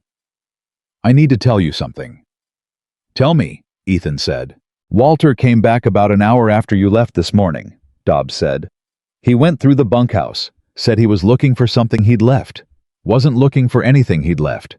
He paused. "He was in the room I share with Pete and Curtis for about 10 minutes. I was outside. When I came in, the drawer where I keep my personal papers was not the way I left it." "What personal papers?" Ethan asked. Dobbs looked at his hat. "Letters," he said. 3 of them. From a man who used to work on this ranch, fellow named Harland Mace. He left about 2 years ago, not long after Walter started spending a lot of time down at South Creek. The letters are there, Harland telling me what he saw down there, what Walter was doing with the fence posts." The silence lasted 3 full seconds. "Harland Mace saw Walter moving the boundary markers," Ethan said. "That's what the letters say," Dobbs said. "I kept them because I didn't know what to do with them." Harland said he'd talked to Walter about it, and Walter told him it was survey correction work authorized by you. But Harland didn't believe that, because he'd been on this ranch 9 years, and he knew that section of line. Dobbs looked up. He didn't know who to tell Mr. Caldwell. And frankly, neither did I. Harrington's name was mixed up in it, and... He stopped. "And you were afraid," Ethan said. "Not with judgment." "Yes, sir," Dobbs said. "I was afraid." "Are the letters still there?" Clara asked. Dobbs reached inside his jacket. "I had them on me," he said. "Felt better keeping them close this morning after the way Walter was looking at things yesterday." He held the letters out. Ethan took them. He stood for a moment with 3 folded letters in his hand, looking at them the way a person looks at something that changes the shape of everything around it. "Where is Harland Mace now?" Clara asked. "Tucson," Dobbs said. "Has been for about 18 months. Works at a freight company down there." Clara looked at Ethan. Ethan looked at her. "Tucson, where the federal land office was." where Greer was sending his contact a letter, where a man named Harland Mace was living with first-hand knowledge of exactly what Walter Briggs had done on the South Creek boundary line. "Can you write to him?" Clara asked Dobbs. "I can do better than that," Dobbs said. "I can go to him, if you're willing to let me go for a few days." He looked at Ethan. "I should have spoken up sooner. I know that." "You're speaking up now," Ethan said. "That's what matters." That evening, Walter Briggs did not come back to the ranch. His absence was its own kind of the statement of a man who had picked a side and no longer needed to pretend he was standing in the middle. Mrs. Delaney said nothing about it, but she made supper for 5 instead of 6, and the missing plate was noted by everyone and mentioned by no one. After the meal, when the hands had gone to the bunkhouse and Mrs. Delaney had retired, Ethan sat at the table with the 3 letters from Harland Mace spread in front of him and read them again in the lamplight. Clara sat across from him, working through the account records one more time, looking for any discrepancy she might have missed. The house was quiet around them. "He knew Alice," Ethan said without looking up from the letters. Clara set her pen down. "Walter," she asked. "How was at the funeral?" Ethan said. He was one of the men who helped carry her. I remember standing there at the cemetery thinking that at least I had people around me who understood what that land meant, what she had meant to it." He set the letter down. "And while I was standing there thinking that he was already calculating when to start." There was nothing to say to that wouldn't be inadequate. She didn't try. She picked up her pen and went back to the accounts, and the silence between them was the kind that understood itself, that didn't need to be filled. After a while, Ethan said, "Why didn't you stay in Philadelphia?" She looked up. "You had friends there," he said. "You said so. You had a city you knew. What was really driving you to sign with an agency and come out here to marry a stranger?" She considered the question. She could give him the practical answer: the money, the bank, the house, she couldn't keep. Those things were true. But he had told her about Alice, and the truth had cost him something, and she thought the least she could offer was the same honesty. "My father died," she said. "And after he died, I realized that everything I had built in Philadelphia, the friendships, the routines, the sense of belonging somewhere, was built around him. Around the store, around who I was in relation to him. When he was gone, I was very good at everything I did, and I had nowhere to do it." She paused. "The agency offered a purpose. Somewhere I was specifically needed." "You were needed here," Ethan said. "More than you knew. More than you intended," she said. "Yes," he said. "More than I intended." A pause. "I'm sorry about the note," he said. "It was 9 words," she said. "It was a coward's move," he said. "I knew it the moment I wrote it. I wrote it anyway." She looked at him across the table, the lamplight catching the lines of his face, the particular exhaustion of a man who had been carrying too much alone for too long, and was only now slowly beginning to understand that he didn't have to. "You let me in the door," she said. "That matters more than the note." He held her gaze for a moment. Then he folded the letters carefully and stood up. "I'm going to check the South Creek line before dawn," he said. "Before anyone has a reason to adjust anything else. I want to record exactly where those fence posts are now, distances, measurements, positions." "I'll come," she said. "It'll be a hard ride," he said. "We'd be out there before light." "I've ridden before," she said, "and I can measure distances." He looked at her for a moment. 4:30, he said. "Don't be late." "I won't be," she said. They rode out in the dark. The ride to South Creek was an hour in daylight, and something closer to an hour and a half before dawn, moving carefully, because the terrain was uneven and the darkness was complete enough to require attention. Clara rode in silence beside Ethan, and the cold of the early morning was a different kind of cold than anything she had known in Philadelphia, drier, cleaner, carrying the smell of earth and sage, and something else she had no name for yet. Ethan navigated without hesitation, which told her he had ridden this line hundreds of times, probably walked it in the dark, probably knew every variation in the ground under his horse's feet, by instinct accumulated over decades. They reached South Creek as the sky was beginning to consider the idea of dawn, a theoretical lightening at the eastern edge, Enough to work by, if barely. Ethan dismounted and began at the first fence post. He worked methodically, measuring with a length of rope he had marked in regular intervals, calling out numbers that Clara recorded in the small notebook she had brought. Every post, every measurement, every variance from what she knew the original survey indicated. She worked quickly in the growing light, noting each discrepancy between the current post positions and the 1871 survey line, with the particular satisfaction of a woman translating reality into evidence. They were 40 minutes into the work when the sound of horses reached them. Ethan heard it. He straightened from the post he was measuring and went still in the way that people go still when they are listening rather than thinking. "How many?" Clara asked, keeping her voice low. "2," he said. "Maybe 3. She closed the notebook and put it in her jacket. "Walter?" she asked. "Or whoever Walter called," Ethan said. He moved to her side. The horses came around the rock formation that bordered the south side of the creek line, and there were 3 of them. 2 men Clara didn't recognize, both large, both carrying the particular physicality of men employed for purposes other than conversation, and one she did. It was not Walter. It was the lawyer. Fitch. He was riding easy, unhurried, with the expression of a man making a social call. "Caldwell," he said pleasantly. "Early morning for survey work." "Early morning for a lawyer," Ethan said. "Mr. Harrington asked me to convey his concern," Fitch said. "He's heard you've been accessing county records and retaining legal counsel. He's worried there may be a misunderstanding about the South Creek boundary that a direct conversation could resolve." "The boundary's not a misunderstanding," Ethan said. "It's a fraud."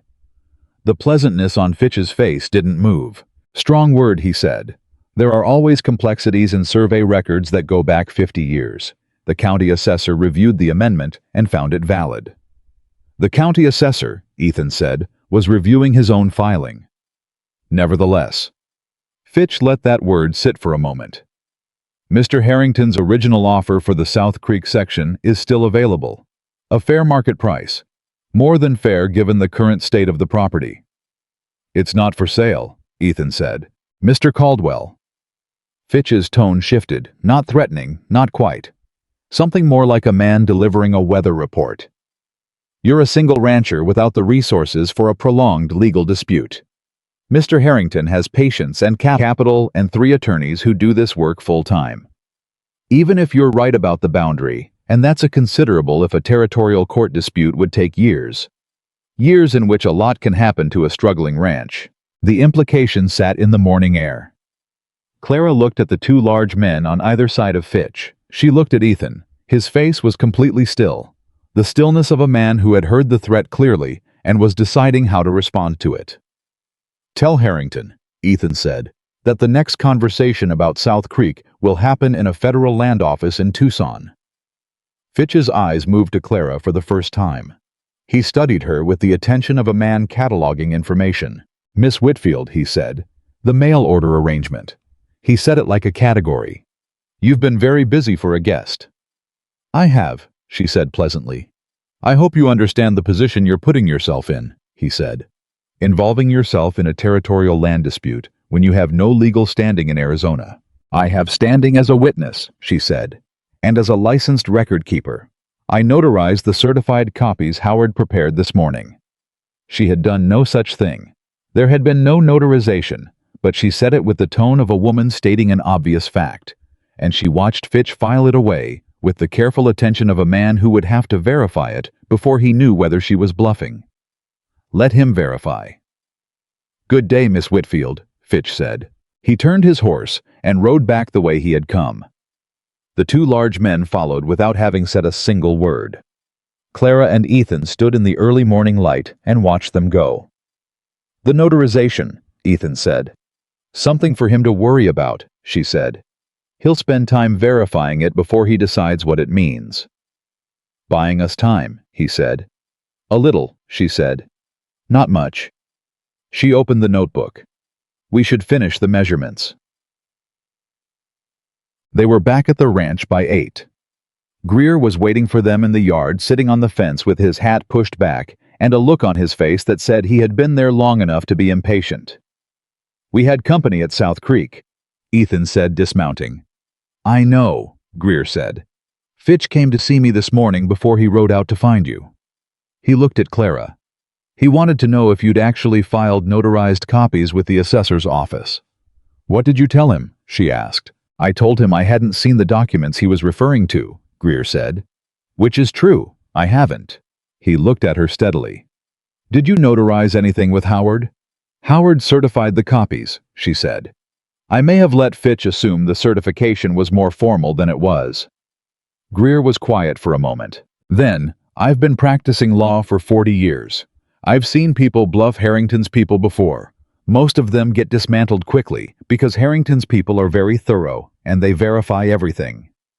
I know, Clara said. The bluff wasn't the point.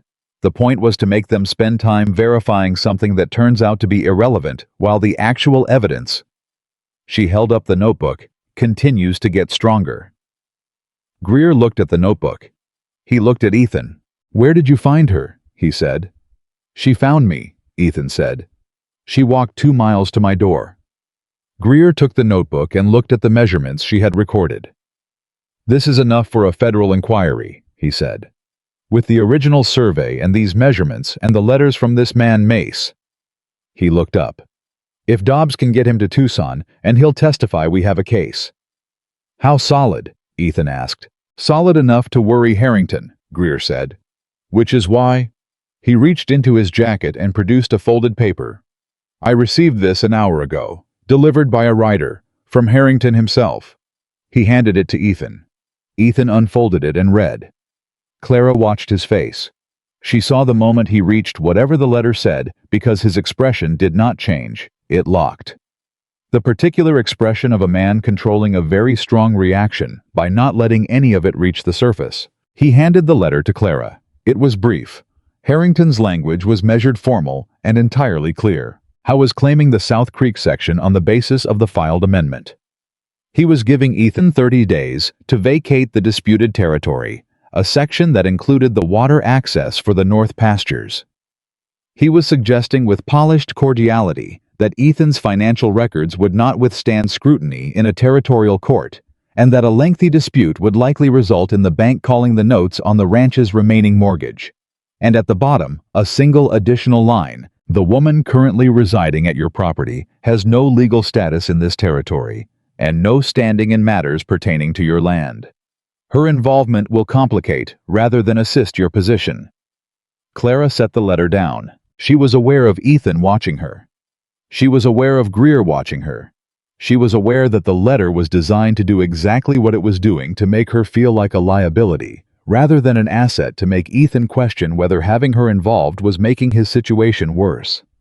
She took one measured breath. He knows about me, she said, which means Walter told him more than just what we took from the assessor's office. Walter was in my house for 6 years, Ethan said. He knows everything. Not everything, Clara said. He doesn't know about Harlan Mace's letters. He went through Dobbs's drawer looking for them, and Dobbs had them on his person. She looked at Greer. He doesn't know we've already written to your contact in Tucson, and he doesn't know what I found in the account records about the supply payments, because I haven't shown those to anyone but Ethan. Greer was watching her with an expression she had not seen on him before. What did you find in these payments? He asked. The surplus supply funds, the money Walter was taking through the over-ordering, were being deposited in installments to a freight company account in Tucson, she said. I found the routing information in the ranch accounts. The freight company's name is... She looked at Ethan. The Mises Freight Company, Ethan said. I remember seeing the name. I thought Walter was arranging a shipping contract. Clara looked at Greer. She could see the moment the connection landed for him. His eyebrows rose a fraction, the most expressive thing she had seen his face do. Harlan Mace, he said slowly. Works at a freight company in Tucson, Clara finished. I don't know if it's the same one, but if the money Walter was taking from this ranch was going to a company where Harrington's witness, our potential witness, happens to work, then Harrington may own that company, Greer said. Or he may have placed Mace there, Ethan said. Or Mace has no connection to Harrington at all, and it's a coincidence, Clara said. But we need to know before Dobbs reaches Tucson and walks into that office." The yard went very quiet.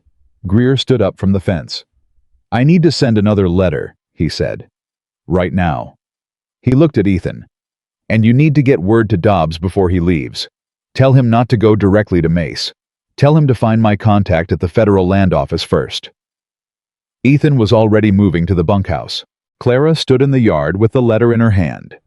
Harrington's polished, formal, specific threat, the one designed to make her feel like the liability rather than the woman who had just found the thread that might unravel everything. She folded it neatly. She put it in her jacket beside the notebook with the South Creek measurements. She would need it later. Evidence was evidence, even when it was aimed at you. 2 days passed in controlled urgency. Dobbs left for Tucson the morning after the South Creek confrontation with Greer's letter in his jacket and specific instructions about where to go and in what order. Clara made him repeat the instructions back to her twice.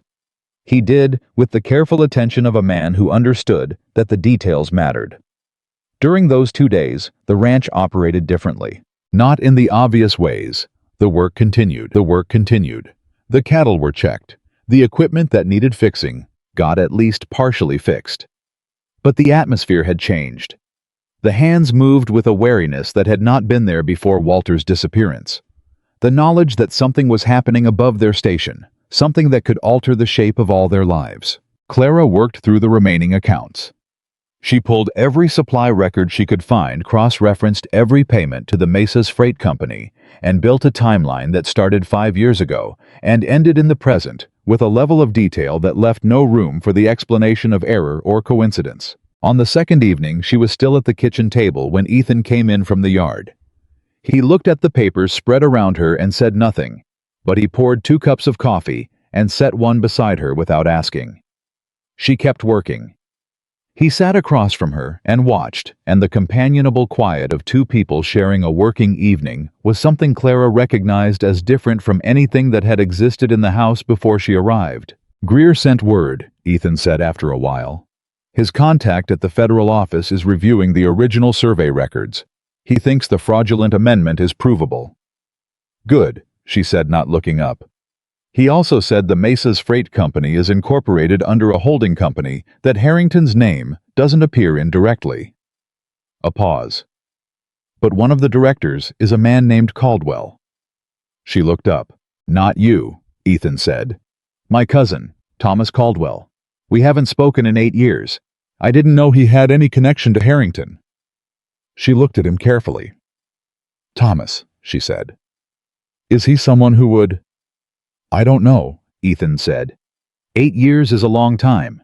The man I knew 8 years ago was someone I trusted, but the man I knew 6 years ago was Walter Briggs." The weight of that landed in the room.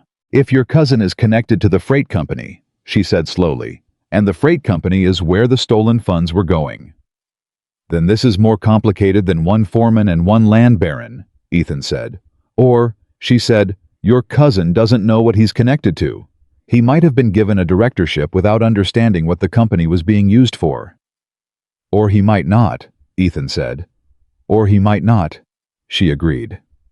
She set her pen down and looked at him directly. "There's something else I haven't told you yet," she said, "because I wasn't sure it was relevant until tonight."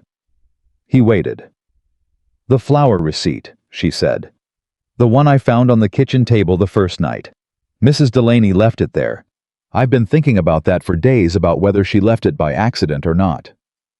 Ethan was very still. "Mrs. Delaney has worked in this house for 11 years, he said. "I know," Clara said. "And she has not once in the 11 days I've been here left paperwork on the kitchen table when she was done with it. She is meticulous. She puts things away." A long silence. "You think she left it on purpose?" he said. "I think," Clara said carefully, "that Mrs. Delaney may have been watching what Walter Briggs was doing for a very long time, and may have been looking for a way to show someone else without being the one to say it directly." Ethan stood up. He walked to the window. He stood with his back to her for a long moment. "I need to talk to her," he said. "Tonight," Clara said, "before anything else changes." Mrs. Delaney was in her room at the back of the house. She answered Ethan's knock with the composed expression of a woman who had been expecting this conversation for longer than today. She let them in. She sat in the chair by the window. She folded her hands in her lap. Ethan sat across from her. Clara stood by the door. "How long have you known?" Ethan asked. Mrs. Delaney looked at her hands. 3 years, she said, give or take. The number hit the room. 3 years, Ethan said. I saw the supply receipts when I organized the household records, she said. I know what it costs to feed 6 people. I've been feeding people on ranches for 30 years. She looked up. I didn't know what to do with it. Walter had made it clear in the way such men do without saying anything directly that the running of this ranch was his business and the running of the kitchen was mine. Did he threaten you? Ethan asked. Not in words, she said. But there was a woman in town whose husband worked on the Harrington operation and said something he shouldn't have. 6 months later, they were gone. Left in the middle of the night. No one knew where they went. She looked at Ethan. I have no family, Mr. Caldwell. I have this house and this job. I was afraid. A pause. I left the receipt on the table, she said. When the young woman arrived, I thought if someone else found it, if someone who had nothing to lose was the one to say something. She stopped. Clara looked at her. You were counting on me to find it, she said. I was hoping, Mrs. Delaney said. I didn't know if you would. I didn't know if you'd stay. She looked at Clara with the careful appraising attention of a woman who had been watching for 11 days. I'm glad you stayed. So am I, Clara said. Ethan stood. He stood in the middle of Mrs. Delaney's room, with 3 years of her knowing and staying silent, and managing her fear as well as she could, and he looked at this woman who had kept his house running through grief and betrayal and increasing isolation, and whatever he felt it was large enough that he couldn't say it in words. He simply said, You're safe. Whatever happens next, you're safe. Mrs. Delaney nodded once. Then, in the manner of a woman, returning to competence, after having been briefly human, she said, I'll have coffee on at 5 tomorrow. I suspect you'll need an early start. She was right. The wire from Greer came at 6 the next morning. Harland Mace had agreed to meet with the Federal Land Office representative. But there was a second wire sent from a relay station 2 hours east of Red Hollow, unsigned, but carrying Greer's private code at the bottom. It said, Harrington has applied for an emergency injunction to halt all access to county records pertaining to Caldwell property. Hearing is in 4 days. We need Mace's testimony and the physical survey evidence in front of a federal judge before that injunction is granted. Come to Tucson, now. Clara read it twice. She handed it to Ethan. 4 days. Tucson was a day and a half by horse if you pushed hard. She looked at Ethan. He looked at her. How fast can you ride? He asked. Faster than I walk, she said. He almost smiled. They were packed within the hour. They rode hard. Clara had told Ethan she could ride faster than she walked, and she kept that promise for the first 4 hours without complaint. The land between Red Hollow and Tucson was unforgiving. In July, the kind of heat that settled into your bones by mid-morning and stayed there, but she focused on the horse beneath her and the satchel strapped across her body and the 4-day window that was already narrowing with every hour they were still moving instead of arrived. Ethan rode beside her, not ahead of her. She noticed that. He had the instinct of a man who knew this terrain completely and could have set a faster pace alone, but he stayed beside her, and when they stopped to water the horses at a creek crossing, he handed her his canteen before he drank himself. She didn't comment on it. She drank, handed it back, and they kept moving. 2 hours outside Red Hollow, the thing she had been half expecting happened. She heard another horse behind them. Not close far enough back to be casual if you weren't listening for it. But she was listening, and she looked at Ethan, and the slight tightening around his eyes told her he had heard it too. Since the ridge, she asked quietly. Since before the ridge, he said. 20 minutes. She kept her voice even. Harrington's men. Likely, he said.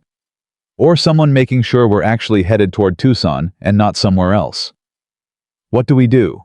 I was quiet for a moment, reading something in the terrain ahead, that she didn't have the experience to read yet. "There's a junction 3 miles ahead," he said. "North Fork goes to Tucson the long way, another full day.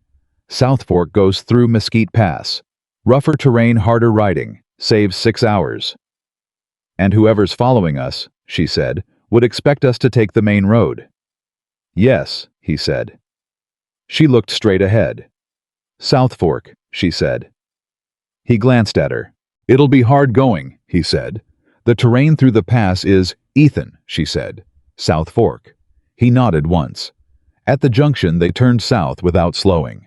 The horse behind them took the north road. Neither of them said anything about it. They just rode. Mesquite Pass was everything Ethan had warned her, and several things he hadn't mentioned. The ground was broken and steep in places, demanding full attention from both rider and horse. Clara's shoulders ached from the tension of managing a horse. She didn't know well through terrain, she didn't know at all, and by the time they reached the far side of the pass, the afternoon was gone, and the air had turned the particular cold blue of a western evening. They made camp without discussion. Practical, efficient, each of them doing what needed doing without needing to assign tasks. Ethan built a small fire. Clara unpacked the food Mrs. Delaney had pressed on them that morning with the no-nonsense efficiency of a woman who understood that people making long, hard rides needed real food, not sentiment. They ate without much conversation. When the meal was done, Ethan sat with his coffee and looked at the fire. Clara sat across from him, not looking at the fire, but at him, and the quiet between them was the easy kind. Now the kind that had been built through 11 days of shared purpose and shared risk. "Tell me about Alice," she said. He looked up. "You don't have to," she said. "But you've been carrying her all day. I can see it." He was quiet for a moment. The fire moved between them. "She was stubborn," he said. "That's the first thing I would tell anyone who asked. Not unkindly, she was the kind of stubborn that makes things happen. She had a plan for the ranch. Better fencing, better rotation of the cattle. A kitchen garden that would supply half the household through the winter. She was 3 months into the kitchen garden when she got sick." He stopped.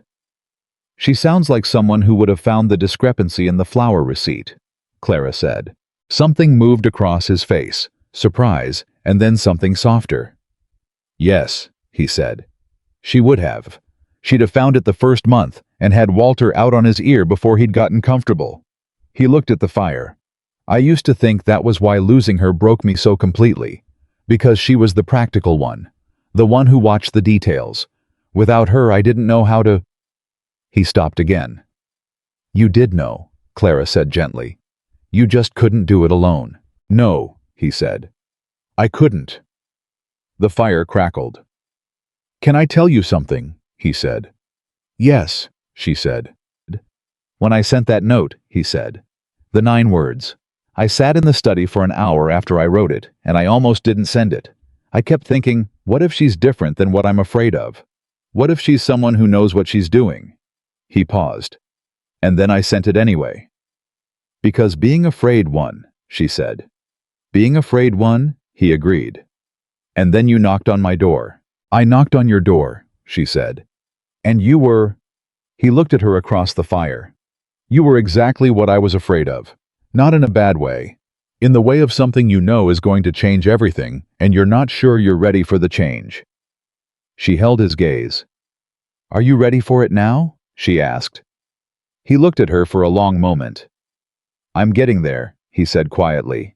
She nodded, looked down at her coffee, and let the moment be what it was: not resolved, not finished, but real and acknowledged, which was more than most things got. "Sleep," she said. "We need the early start." "Yes," he said. "We do." They reached Tucson the following afternoon. Greer was at the federal land office when they arrived. He had ridden ahead 2 days earlier, moving with the urgency of a man who understood that the 4-day window was not a suggestion.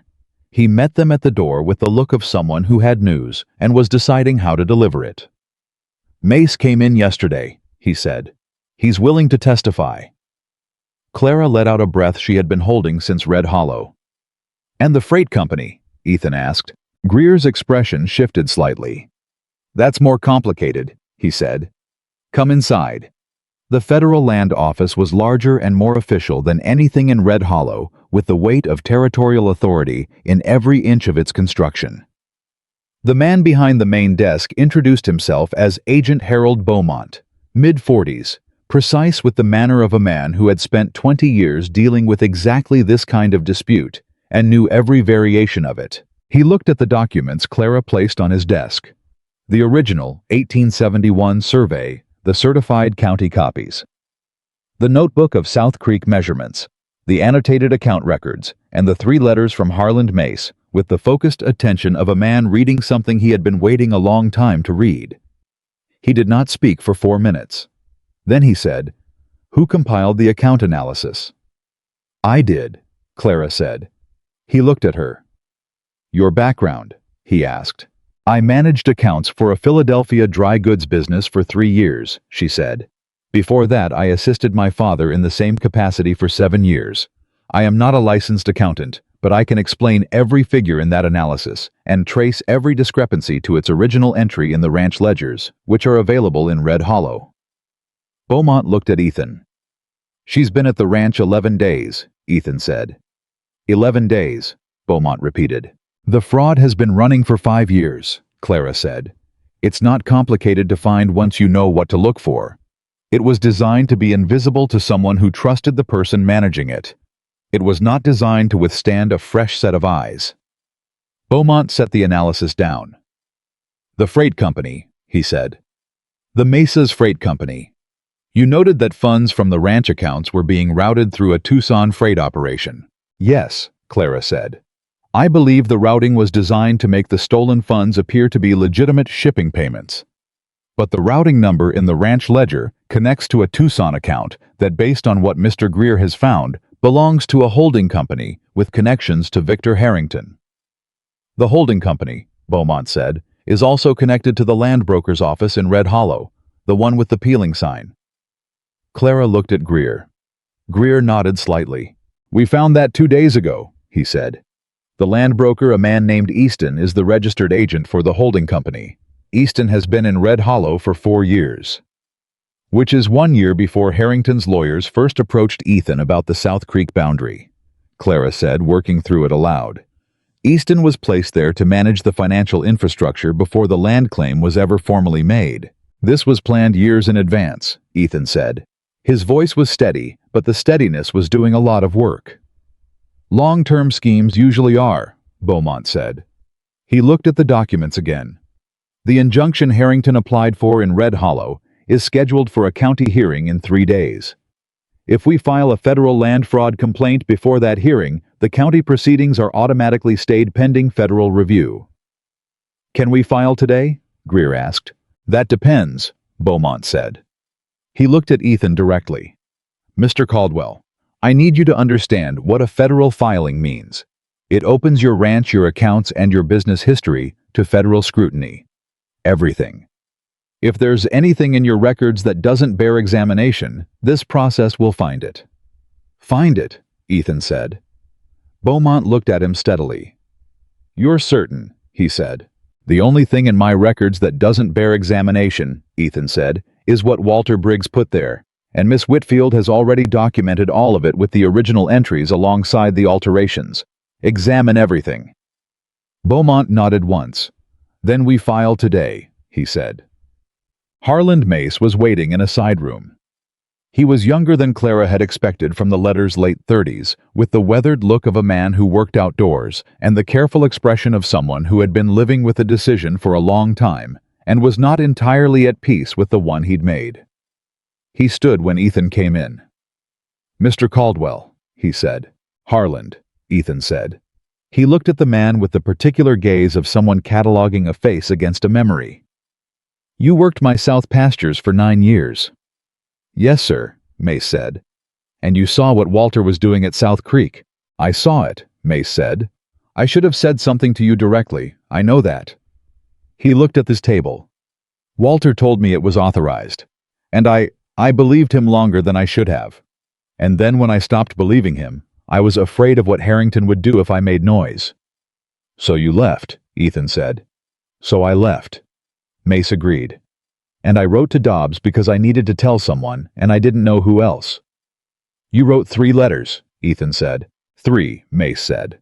I kept thinking the next one would be the one where I said I was coming back to tell you in person. A pause. I never sent that one. You're here now, Ethan said. Mace looked at him. You're not angry, he said, as though this surprised him. I'm furious, Ethan said simply. But not at you. You were a ranch hand who found yourself in the middle of something a lot larger than a ranch hand should have to navigate alone. I'm angry at the man who put you there. Mace was quiet for a moment. I'll tell them everything I saw, he said. Every post I watched Walter move. Every conversation. I kept notes. I wrote it all down the week I left while it was still clear. He reached into his jacket and produced a folded sheaf of papers. I brought these. Clara took them, read the first page, and looked at Greer. Greer read it over her shoulder. Dates, measurements, direct observations, Clara said. In his own hand, written the week he left the ranch. Contemporaneous notes, Greer said. A federal judge will weigh these heavily. Mace looked at Clara. You're the woman who found the accounts, he said. Yes, she said. Dobbs wrote me about you, he said. Said you walked 2 hours in July heat, and then spent 3 hours in the ledgers your first night. He paused. He said you found in 4 days what 5 years had hidden. The accounts wanted to be found, she said. Numbers always do. He almost smiled. I'm glad you knocked on his door, he said. So am I, she said. The federal complaint was filed at 4:17 that afternoon. Beaumont's office prepared the documentation with a speed that told Clara this was not as Greer had suggested the first time Harrington's name had crossed a federal desk. There was a particular efficiency in how quickly the right forms were located, the right precedents cited, the right jurisdictional arguments, assembled the efficiency of a man who had been building toward a moment like this, and was glad it had finally arrived. She sat in the waiting area outside Beaumont's office while the final paperwork was processed, and she was aware for the first time all day of how tired she was. Not the ordinary tiredness of a long ride, something deeper. The exhaustion of sustained alertness, of the constant management of information and strategy and people and timing for 11 days without a single day that hadn't demanded something significant from her. Ethan came out of Beaumont's office and sat beside her. They sat in silence for a moment. It's filed, he said. Good, she said. The county injunction hearing is automatically stayed, he said. Harrington's lawyers will know within the hour. They'll look for another move, she said. Greer says the federal filing boxes them in, Ethan said. Any aggressive action against the ranch property now happens under federal scrutiny. Harrington's too careful to operate under federal scrutiny. He'll try to discredit the evidence, she said. The account analysis. He'll say I had no standing to examine the records, that my findings aren't reliable. Greer is already ahead of that, Ethan said. He's filed an affidavit from Howard confirming the certified copies were legitimate, and Beaumont is having the original survey verified by a federal surveyor. By the time Harrington's lawyers argue about your credentials, the survey evidence will already be confirmed by a federal source. Clara absorbed this. Greer has been very thorough, she said.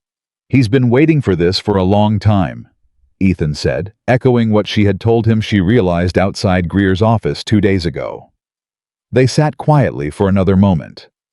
Then Ethan said, Thomas came to the land office this morning. She looked at him. My cousin, he said. He was already in Tucson. He's been here for 3 weeks. Doing what? She asked. He says he was brought down here by the holding company to sign routine directorship documents, Ethan said. He says he didn't know what the company was connected to. He found out this morning when Beaumont's office served notice on all registered directors. Did you speak to him? She asked. For about 15 minutes, Ethan said. He paused, searching for the word. Horrified is what he looked. Whether that's real or performance I can't tell you yet. But he surrendered every document he had relating to the holding company, and he's meeting with Beaumont tomorrow morning. If he cooperates, Clara said, he becomes a witness rather than a defendant. Greer said the same thing, Ethan said. What do you think? She asked. About Thomas. Whether it's real. Ethan looked at the wall across the waiting room. "I think," he said slowly, "that I've been wrong about people I trusted, and right about people I didn't trust, and I'm not sure my judgment is reliable enough right now to tell you which Thomas is." "Then let Beaumont assess him," she said. "That's what federal agents do." "Yes," he said. Another silence. "What happens to Walter?" she asked. "Greer says the territorial criminal charge for fraud and theft is straightforward," Ethan said. "The financial evidence alone is enough. The boundary manipulation adds a more serious charge: interference with federal land records. He's looking at real prison time." "He'll try to make a deal," Clara said. "Testify against Harrington for a reduced charge."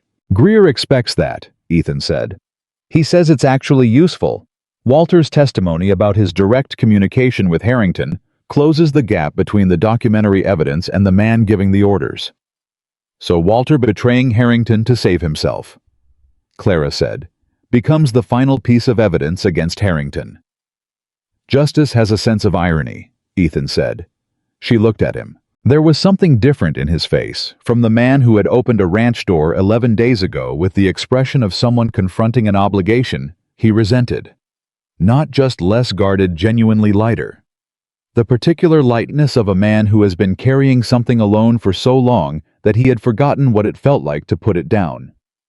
"Can I ask you something?" he said. "You can ask," she said, using his own words back to him, and he recognized them. She could see it. "After all this is settled," he said. "The federal case, the ranch, Harrington, all of it. What do you want?" She looked at him steadily. "What do you mean?" she asked, though she understood the question perfectly. "I sent you a 9-word note," he said. "You had every reason to take whatever settlement you could get out of this situation and go back east. You had no obligation to any of this." He paused. "But you've been in it with me from the first night, and I want to know when it's over, what you want." She held his gaze. "I told you in Philadelphia," she said. "I wanted somewhere I was specifically needed." "You are," he said. "Specifically needed, at the ranch, in ways I didn't know I was missing until you found them." "That's a practical statement," she said. "It is," he said. "I'm a practical man." He looked at her for a moment. "It's also not the only thing I'm saying." The waiting room was very quiet. "I know," she said. She didn't say more than that, and neither did he, and the unfinished quality of the moment was not an omission, it was a choice. The choice of two people who understood that some things needed to be said in the right place at the right time, and a federal waiting room in Tucson, the afternoon of an official filing, was not the right place. But the conversation had been had, and both of them knew it. The federal hearing was set for 2 days later. It was not a trial, not yet. It was a preliminary evidentiary review, the kind of proceeding that would determine whether the complaint had sufficient merit to proceed to a full federal investigation. But Beaumont had made clear that if the evidence held up in the preliminary Harrington's County injunction would not only be stayed, it would be permanently invalidated. The night before the hearing, Clara sat in the small room at the boarding house Greer had arranged for them and went through her compiled evidence one final time. She laid it all out on the bed in the order she would present it, if asked.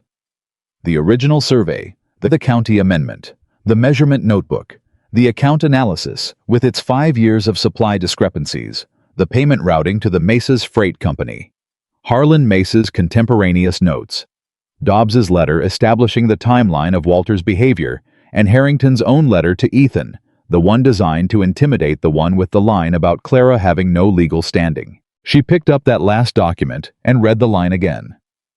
"The woman currently residing at your property has no legal status in this territory and no standing in matters pertaining to your land." She set it down. She thought about the 11 days. She had been a woman with no legal status, no standing, and no obligation to anyone in the Arizona territory, except the father's Bible in her traveling bag and her own sense of what needed to be done. 11 days. 1 ledger, 1 flour receipt, 1 carefully folded 9-word note. She organized the documents into their final order. She was ready. The hearing room was smaller than she'd expected. Wood-paneled, efficient, smelling of the same paper and authority as Beaumont's office. A federal hearing examiner named Judge Reardon. A spare silver-haired man with reading glasses perched at the end of his nose sat at the head of the room. Greer was at one table. The two attorneys Harrington had sent from Tucson's most expensive firm were at the other. Harrington himself was not present. Clara noted this. She suspected it was calculated, keeping himself one step removed from direct exposure. She also suspected that his absence communicated something to Reardon, who had been doing this long enough to understand what it meant when a defendant sent lawyers instead of appearing himself. The morning proceeded methodically. Greer presented the documentary evidence in the order Clara had helped him organize, survey first establishing the foundation, then the amendment establishing the fraud, then the measurements establishing the physical manipulation on the ground. The federal surveyor's certification of the original boundaries was entered into record. Beaumont presented the land office findings. Harrington's attorneys objected 3 times in the first hour. Reardon overruled all 3. Then Harlan Mace took the stand. He was nervous. Clara could see it in the set of his shoulders, but when he began to speak, the nervousness fell away. He described what he had seen at South Creek with the simple, specific accuracy of a man who had watched it happen with his own eyes and written it down the week it was fresh. Dates, distances, conversations. Walter's explanation that it was authorized survey correction work. Mace's growing doubt. The morning he decided he couldn't stay. One of Harrington's attorneys cross-examined him for 20 minutes, trying various angles. The reliability of his memory, the timing of his departure, his current employment, and whether he had any financial interest in the outcome. Mace answered each question steadily without embellishment, and the contemporaneous notes he had written 2 years ago held up against every challenge because they were what they were. A working man's careful record of what he had witnessed, written before he knew there would ever be a hearing that needed them. When Mace stepped down, Reardon called for a brief recess. In the corridor outside the hearing room, Greer said quietly to Clara, "Mace was excellent. He told the truth clearly," she said. "That's all anyone needs to do." "Your analysis is next," Greer said. "Reardon will have questions. He's sharp, he'll want to verify that the figures hold up under questioning." "They'll hold up," she said. "Are you sure?" She looked at him. "Samuel," she said, "I have been looking at those figures for 9 days. I can recite every entry from memory. Ask me anything you're worried about, and I'll answer it right now, and then we'll know if there's a problem." He studied her for a moment. Then he smiled, a real one, the first fully unreserved expression she had seen from him. "All right," he said. "I believe you." When the hearing resumed, Clara was called to present the account analysis. She stood at the front of the room and walked through 5 years of figures with the calm, focused clarity of a woman who had spent her life making numbers tell their story plainly. She did not perform. She did not dramatize. She simply explained entry by entry what the record showed and what each discrepancy meant in concrete terms. Reardon interrupted her 4 times with questions. Each time she answered directly without hedging with the specific ledger entry and page number that supported what she said. Harrington's attorneys objected to her credentials twice. Reardon noted the objections, asked Clara to state her professional background, and then said, "The quality of the analysis will be assessed on its internal consistency and corroboration with the documentary record, not on the witness's formal title." The attorneys sat down. Clara continued. When she finished, Reardon looked at the compiled account summary for a long moment. Then he said, "These figures are consistent with the documentary evidence from the county records and the federal land office findings." "Yes," she said. "The supply payment routing to the Mesa's freight company aligns with the holding company records subpoenaed from the Tucson Business Registry.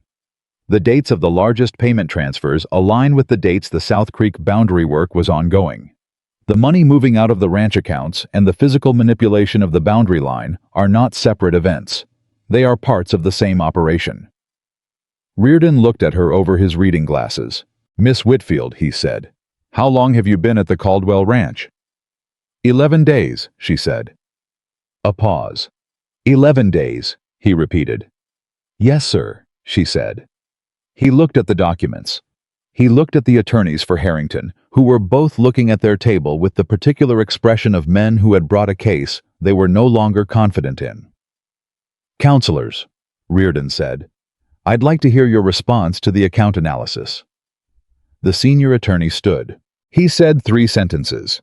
They were competent sentences, professional, carefully worded, but they did not address the numbers. They addressed procedure. They addressed standing. They addressed the timeline of the complaint. They did not address the numbers because there was nothing to say about the numbers.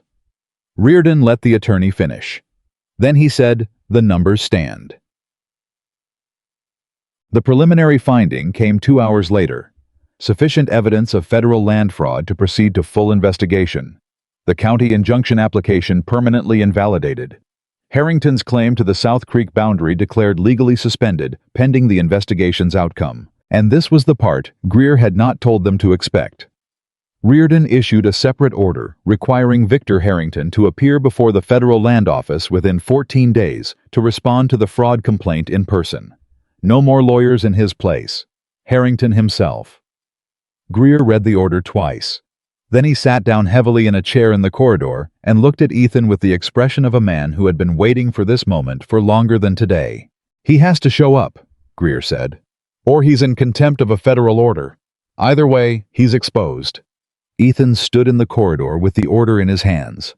He read it. He handed it to Clara. She read it. The language was formal, dry, and entirely specific. Victor Harrington was required to appear. The South Creek boundary claim was suspended. The Caldwell Ranch remained in its rightful owner's possession, pending the outcome of the federal investigation. She folded it carefully and looked at Ethan. He was looking at her with an expression she had not seen on him before. Not the controlled stillness of a man managing his reactions. Not the careful distance of a man who had learned to keep people at arm's length. Something open. Something that had arrived at a place it had been moving toward for 11 days without fully acknowledging the direction. "We won today," she said. "We did," he said. "It's not over," she said. "The full investigation." "I know," he said. "Harrington will fight the appearance order. His attorneys will file for delay." "Clara," he said. She stopped. "We won today," he said again. "Let's have that for a minute." She looked at him. And for a moment, just a moment, in the corridor of a federal land office in Tucson, with a document in her hands that said the ranch was safe, she let herself stop managing the next thing and simply be where she was. 11 days ago, she had been standing on a platform in Red Hollow with a 9-word note. Today she was standing in a federal corridor with a court order. The distance between those 2 moments was not just miles. It was everything she had found out about herself in the space between them, that she was exactly as capable as she had believed she was, that her particular skills were exactly as valuable as she had hoped they would be somewhere, and that the man standing in front of her, who had tried to dismiss her with 9 words and failed entirely, was someone she had not expected and could not now imagine the story without. "All right," she said. "A minute." He smiled. It was a real smile, the first fully unguarded one she had seen from him, and it changed his whole face, and she thought that Alice Caldwell, practical and stubborn and 3 months into a kitchen garden, would have recognized it immediately as the smile of the man she had married. Clara recognized it too, as the smile of the man she was going to know for a very long time. Greer cleared his throat. "If the moment is concluded," he said dryly, "I have 3 telegrams to send, and a boarding house supper that starts at 6. Ethan looked at Greer. "You're an old man with no patience," he said. "I'm an old man who's been working towards this for 4 years," Greer said. "I'm allowed to be impatient." He stood gathering his papers. "We leave for Red Hollow in the morning. The ranch needs its owner back." "The ranch needs both of us back," Ethan said. He said it simply, without calculation, just the plain statement of a man who had decided something. Greer looked at Clara. Clara looked at Ethan. "Yes," she said. "It does." They walked out of the federal land office into the Tucson afternoon, and the heat was the same dry western heat that had surrounded her since she stepped off the stagecoach in Red Hollow 11 days ago, and it no longer felt foreign to her. It felt like the air of a place she was going to know. The 3 of them walked toward the boarding house together, and Clara kept the court order in her hand all the way there. Not because she needed to read it again, but because the weight of it was real and solid and proof of something she intended to carry with her. Walter Briggs would be arrested before the week was out. Greer had already sent the paperwork to the territorial marshal. Victor Harrington had 14 days to appear before a federal officer with the full weight of the land fraud evidence waiting for him. Thomas Caldwell had spent 3 hours that morning cooperating with Beaumont's office and had produced documents that Beaumont's team said would be the final piece of the evidentiary chain. The ranch was safe, and Clara Whitfield, who had arrived in the Arizona Territory with a suitcase and her father's Bible and 9 words telling her she wasn't wanted, was walking toward supper in the company of a man who had just said plainly in the corridor of a federal building with a lawyer as witness that she was needed. Not as a guest, not for 1 week, both of them. She had walked 2 hours in July heat once. She thought she could probably manage the rest of it. They rode back to Red Hollow the next morning. The return journey felt different from the one going out. Not easier. Exactly, the terrain was the same, and the heat arrived on schedule, but the weight of it had changed.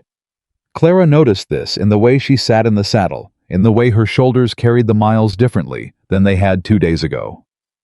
Going to Tucson, she had been running toward something urgent. Coming back, she was riding toward something she was beginning to understand as home. She had not let herself use that word before.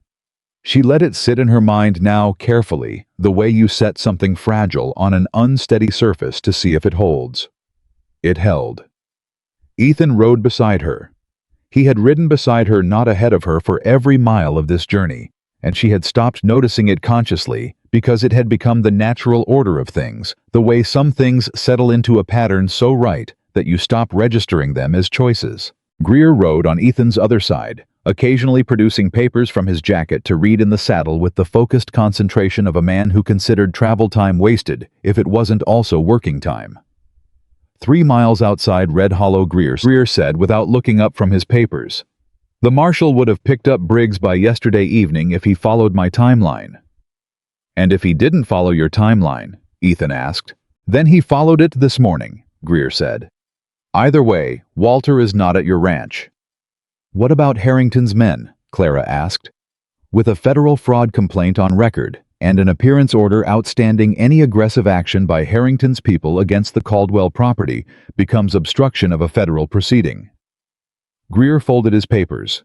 He won't risk it. He's careful. That's always been his protection, and it's now his cage. Clara thought about the letter Harrington had sent to Ethan, the polished formal threat.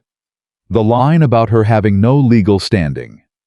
She thought about delivering that letter as evidence to Reardon's hearing and watching it become, in the space of a morning, not a threat, but a document confirming that Harrington had known exactly who she was and had chosen intimidation over retreat. Careful men, she had learned from her father's accounts, sometimes made their most revealing mistakes when they were being most deliberate. What happens at the federal appearance? She asked. Harrington shows up with his attorneys and tries to explain the fraudulent survey amendment, Greer said. He will have spent 14 days constructing an explanation. It will be polished. It will involve distancing himself from everyone who implemented the scheme and presenting himself as an innocent party to the actions of his agents. And, she said, and Beaumont will have Thomas Caldwell's testimony by then, Greer said. Thomas has provided documents showing direct communication between Harrington's holding company and the fraudulent survey filing. Harrington's attorneys were copied on those communications. His name doesn't appear, but his instructions do, filtered through Fitch, who has now also received a federal summons. He paused. When Fitch understands that his personal liability depends on how cooperative he is, he will become extremely cooperative. The whole structure comes apart, Ethan said. Layer by layer, Greer said. The way these things do when you pull the right thread. Clara had pulled the thread. She didn't say this. She didn't need to. Red Hollow looked different when they rode in. Not physically the same buildings, the same dust, the same particular quality of a frontier town, still deciding what it was going to become. But the way people on the main street looked at them as they passed had changed. Word traveled fast in small towns, and word of a federal filing against the most powerful man in the county traveled faster than most. She saw it in the way the hardware man came to his doorway and nodded at Ethan with a directness he probably hadn't managed in years. She saw it in the way two women she didn't know stopped their conversation and watched them ride past with expressions that were not hostile. She saw it in the way the land broker's office, Easton's office now under federal scrutiny, had its curtains drawn in the middle of the afternoon. Dobbs was waiting at the ranch when they arrived. He had come back from Tucson the day before, he said, after making sure Mace had connected with Beaumont's contact safely. He stood in the yard with his hat in his hands and the relieved expression of a man who had done a thing he was not sure he was brave enough to do and had found on the other side of it that he was. "Marshall came yesterday evening," he said to Ethan. "Took Walter out of the bunkhouse where he'd been sleeping for 2 nights like nothing had happened." He paused. Walter didn't fight it, just looked at the marshal's paperwork and asked if he could bring his jacket. "Did he say anything?" Ethan asked. "He looked at me," Dobbs said, "right before they put him on the horse, like he was trying to figure out who'd talked." He met Ethan's eyes. "I didn't flinch." "Good man," Ethan said. "I should have not flinched 5 years ago," Dobbs said. "You're not flinching now," Ethan said. "That's what matters." Mrs. Delaney met them at the door with coffee and the manner of a woman who had spent 2 days managing her relief by cleaning everything in the house twice. The kitchen smelled of beeswax and fresh bread, and for the first time since Clara had arrived, the ranch house felt less like a functional space and more like somewhere a person might choose to be. She sat at the kitchen table with her coffee and felt the particular settling of someone who has been moving hard for days and has finally provisionally been given permission to stop. Ethan sat across from her.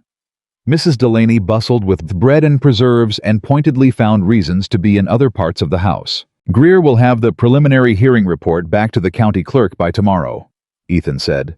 "Purvis will receive formal notice that his amendment filing is under federal review." "He'll resign before the week is out," Clara said. "Men like Purvis don't stay in positions once the protection is gone." "Probably," Ethan said. A pause. "The ranch hands," she said. "Pete and Curtis. They knew more than they said." "I know," he said. "I'll talk to them." They were in the same position Dobbs was afraid, and without anyone to take the information to. He looked at his coffee. "I wasn't accessible enough. After Alice died, I stopped being the kind of employer a man could bring a problem to. I was too far inside my own grief." "You were human," she said. "I was absent," he said. "There's a difference. Being human is unavoidable. Being absent was a choice I kept making." He looked at her. "I'm not going to keep making it." She held his gaze. "No," she said. "I don't think you are." 3 days after their return, Walter Briggs made his deal. Greer delivered the news in person, arriving at the ranch mid-morning with the particular energy of a man who had been right about something and was allowing himself a measured satisfaction. He gave them everything, Greer said, sitting at the kitchen table, where so many consequential things had been decided over the past 2 weeks. Harrington's instructions passed through Fitch, the arrangement with the freight company. The survey fraud Jay Mathers is not a licensed surveyor. He's a Tucson draftsman Harrington's company has used before to produce documents. "A forger," Ethan said. "A very competent one," Greer said. "But yes, Walter also gave them 2 other properties where Harrington has run similar schemes in the past 10 years. One family sold before they could stop it. The other, a widow up near the Gila River, held out for 3 years and eventually lost the property anyway because she couldn't sustain the legal costs." Clara thought about that widow, about the shape of her story, which was the shape of what Clara's story could have been if the flower receipt had been thrown away instead of left on a kitchen table. If she had stayed at the station in Red Hollow and waited for the next eastbound coach. "What happens to those families?" she asked. "The investigation will address the prior frauds," Greer said. "I won't promise restitution that depends on what federal investigators find and what Harrington's assets look like after the legal proceedings. But they'll be heard." He looked at Clara. "Because of what you found here. The documentation you built is the foundation they'll use for the whole investigation." She absorbed this. "The one thing Walter couldn't give them," Greer continued, "is Harrington's direct testimony. Harrington has been too careful for that." But with Walter's statement, Fitch's cooperation, which I expect to arrive within the next 48 hours, once his attorneys explain his exposure, and Thomas Caldwell's documents, the federal case doesn't need Harrington's admission. The evidence speaks without him. Will he appear at the federal hearing? Ethan asked. His attorneys will file for delay, Greer said. They'll get some of it. But Reardon is not a patient judge with men who use lawyers as shields. He allowed himself a small, satisfied expression. Victor Harrington has been operating in this territory for 15 years with the assumption that his money and his connections made him untouchable. He is about to learn that federal land law does not care about county board appointments. The table was quiet for a moment. Then, Ethan said, "What about the ranch's financial position? 5 years of theft is significant," Greer said. "I won't pretend otherwise. The stolen funds are partially recoverable. Whatever assets Walter and Harrington's holding company hold can be attached in a civil proceeding alongside the criminal case. But the ranch will need time and careful management to get back to where it should be." He looked at Clara when he said careful management. She noticed. So did Ethan. "The ranch will have what it needs," Ethan said, "in terms of management." Greer gathered his papers. "I believe it will," he said, and the dryness in his voice carried an undercurrent of genuine warmth that Clara was coming to recognize as the closest Samuel Greer came to sentiment. "I'll be in touch when Fitch's cooperation arrives." He stood, put on his hat, and paused at the kitchen door. "Miss Whitfield, you are the most effective accountant I have encountered in 40 years of legal practice. I want you to know that." She looked at him. "I'm not a licensed accountant," she said. "No," he said. "You're better than that. You're someone who understands what the numbers mean." He touched his hat brim and walked out. The kitchen was quiet. Mrs. Delaney, who had been present for the last 10 minutes in the careful way of a woman managing her own reaction to good news, set down the pan she was holding and said quietly, "I'll put lunch on." Then she disappeared into the back, and Clara and Ethan were alone at the table where it had all started: the ledger, the flour receipt, the careful columns of numbers, the long first evening of understanding what was happening to a ranch that deserved better. "She left the receipt on purpose," Clara said softly, not really to Ethan but to the room. "I know," he said. "I'm going to tell her that she can stay as long as she wants, that this is her home." "She'll say she knows," Clara said. "She'll say she knows," he agreed. "And then she'll make something we didn't ask for and put it on the table, which is how she says everything important." Clara looked at him. "You know her well," she said. "She's been in this house 11 years, he said. "She was here when Alice died. She stayed." He was quiet for a moment. "Some people stay when they could leave. That means something." The words sat between them with a specific gravity. Clara let them sit. On the 14th day after the federal complaint was filed, Victor Harrington appeared before the federal land office in Tucson. Clara was not there. She knew the broad shape of it from the wire Greer sent that evening. Harrington had appeared with 4 attorneys, had answered questions for 3 hours, and had left without the composure he had arrived with. Greer's wire said only, "He knows it's over. He doesn't know how to say so yet. The investigation proceeds. The ranch is not in question. Come see me next week." She read the wire at the kitchen table and handed it to Ethan. He read it. He put it down. He sat for a moment, with the expression of a man arriving at the end of something he has been fighting for so long that the end itself requires a moment to become real. "It's over," he said. "The worst of it," she said. "The federal investigation will take months.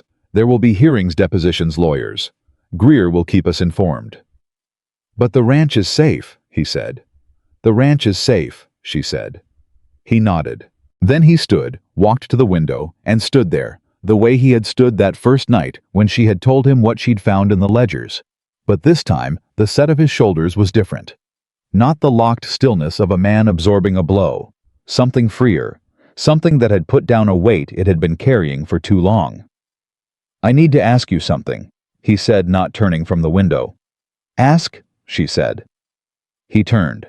"The week is long over," he said. "You said 1 week, maybe 2. It's been 15 days. "I know how long it's been," she said. "I sent you a 9-word note," he said. You had no obligation to any of this. The arrangement, I broke the ranch, the investigation, none of it was yours to carry. And yet I carried it, she said. And yet you carried it, he said. Which means I need to ask now that the urgency is gone, now that there's no immediate fight that requires you to be here. What do you want? Not what's practical. Not what makes sense given the circumstances. What do you want? She looked at him across the kitchen. 15 days ago, she had stood on a platform in Red Hollow with nothing but a suitcase and a note telling her she wasn't wanted. She had walked 2 hours in July heat because there was no other option. She had knocked on a door because walking away from it would have meant accepting a story she didn't want to be the end of her. What she had found behind that door was not what she had come for. It was better. I want to stay, she said. He held her gaze. The arrangement, he started. I'm not talking about the arrangement, she said. The arrangement was letters and a contract and a practical solution to loneliness. I'm talking about this. She gestured at the kitchen, the table, the ledger still sitting at the corner where she had first opened it, the 2 cups of coffee between them. I'm talking about what's actually here. A pause. Clara, he said. And the way he said her name, her first name, which he had never used before, was itself a kind of answer to the question neither of them had quite finished asking. I know this isn't simple, she said. I know the ranch is recovering, and the investigation is ongoing, and Alice was real, and her memory is real, and none of that goes away. I'm not asking it to. I know you're not, he said. I'm asking if there's room, she said. For something that isn't replacing anything. That's just new. He crossed the kitchen in 3 steps. He was not a dramatic man. He was not a man who made grand gestures or said things in the language of poetry. He was a man who had built fence lines and read cattle and sat alone with grief for 2 years and made the practical decision to write letters to a stranger because someone he loved told him it was time. He took her hand, not tentatively, not with the careful restraint of a man still protecting himself. With the directness of someone who had decided. There's room, he said. There has been since the second morning when you came downstairs and helped Mrs. Delaney with breakfast without being asked, and then asked me one precise question about the foreman, and I realized I had been living in this house for 2 years without anyone in it who was actually paying attention. He looked at her. You were paying attention before you had any reason to. I pay attention to everything, she said. It's a habit. I know, he said. I need someone who does. She looked at their hands. That's the practical argument, she said. Yes, he said. There's also a less practical one. Tell me the less practical one, she said. He looked at, for a long moment, the particular look of a man deciding that the thing he has been careful with for a long time is finally safe to say out loud. The morning after you found the discrepancies, he said. I came downstairs before dawn, and you were already at the table with your coffee working. You didn't hear me come in, and I stood there for about a minute just watching you work, the way you moved through the pages, the way you made notes without hesitating, the way you were completely sure of what you were doing. He paused. I had forgotten what it looked like when someone was completely sure of what they were doing. Alice was like that. I used to watch her in the garden the same way. Another pause. It wasn't grief I felt standing there. It was recognition. Like something I'd lost track of had come back into view. Clara was quiet. She was not a woman who cried easily. She had not cried on the platform in Red Hollow. She had not cried when she walked the 2 hours. She had not cried through any of the 15 days of evidence and hearings and difficult conversations. She was not going to cry in the kitchen. But something moved through her, something warm and certain and entirely new. And she thought about her father, who had said that the difference between a person who survives and a person who doesn't is very simple. One of them keeps moving. She had kept moving, and she had arrived here. Ethan, she said. Yes, he said. Ask me the question you're working up to, she said. He almost smiled. The almost smile that had been becoming a real one more frequently over 15 days. Clara Whitfield, he said. Will you stay not for the arrangement? Not for the week, not because you have nowhere else to go. He held her gaze. Because you want to be here, with me, building something that belongs to both of us. She looked at him. at the man who had sent 9 words trying to keep her away, who had opened the door anyway, who had sat across from her in this kitchen every evening since, and let her see every difficult truth about his ranch and his grief and his life, and had not once asked her to look away from any of it. "Yes," she said. "That's exactly what I want." They married on a Saturday in September. Not a large ceremony. Red Hollow's small church, Greer and his wife Dobbs, and the other hands, Mrs. Delaney in the front pew, with an expression of profound satisfaction that she would have denied if anyone had described it to her directly. Harlan Mace came up from Tucson. He sat near the back and left quickly after, but he had come, and that meant something. Howard from the assessor's office attended. Purvis, as Clara had predicted, had resigned 11 days after the federal investigation opened. Howard was, as of last week, acting assessor. He sat in the third row and looked like a man still adjusting to the shape of a world that was larger than he had expected. The ceremony was simple. Ethan said his vows the same way he did everything that mattered directly without embellishment, meaning every word. Clara said hers the same way. When it was done, Greer shook Ethan's hand and then turned to Clara and said, "You should know that the Territorial Attorney's Office has formally requested your account analysis as a model for documenting financial fraud in future land cases. Your work will outlast this particular case." "It was just numbers," she said. "Numbers that told a story," he said. "That's not nothing." "No," she agreed. "It isn't." The federal investigation concluded 7 months later. Victor Harrington was found guilty of land fraud conspiracy to defraud and falsification of territorial records. He was ordered to pay substantial restitution to 3 families, including the widow near the Gila River, and was barred from holding property in the territory for 10 years. The criminal sentencing would take another several months. Fitch cooperated fully and received a suspended sentence. Walter Briggs received 4 years in a territorial prison. Purvis was fined and permanently barred from public office. Jay Mathers, the Tucson draftsman who had produced the fraudulent survey, was charged separately. He cooperated with investigators in exchange for a reduced sentence and provided names of other operators who had used his services.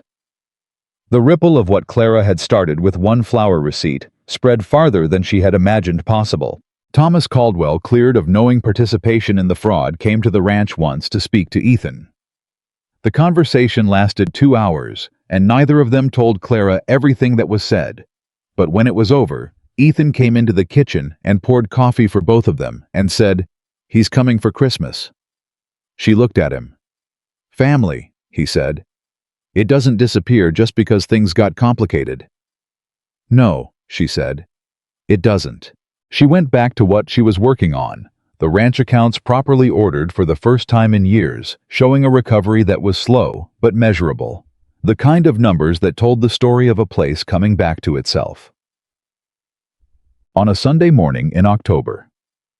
Nearly 3 months after the wedding, Clara was standing at the fence line where she had first walked toward the ranch house on that July afternoon, the spot where the road from Red Hollow arrived at the edge of the Caldwell property. She was not sure why she had come to this particular spot. She had simply found herself walking towards it after breakfast, while Ethan was talking with Dobbs about the north pasture rotation, while Mrs. Delaney was doing whatever Mrs. Delaney did on Sunday mornings that she referred to as her own business and no one else's. She stood at the fence and looked back down the road. She thought about the woman who had walked this road carrying a suitcase and her father's Bible, and the particular kind of desperation that presents itself as composure because there is no other choice. That woman had been certain of very little. She had been certain that she was capable. She had been certain that she was needed somewhere by someone. She had been certain that being left behind did not have to be the last thing that happened to her. She had been right about all of it. She heard boots behind her. Ethan stopped beside her at the fence and stood looking down the same road.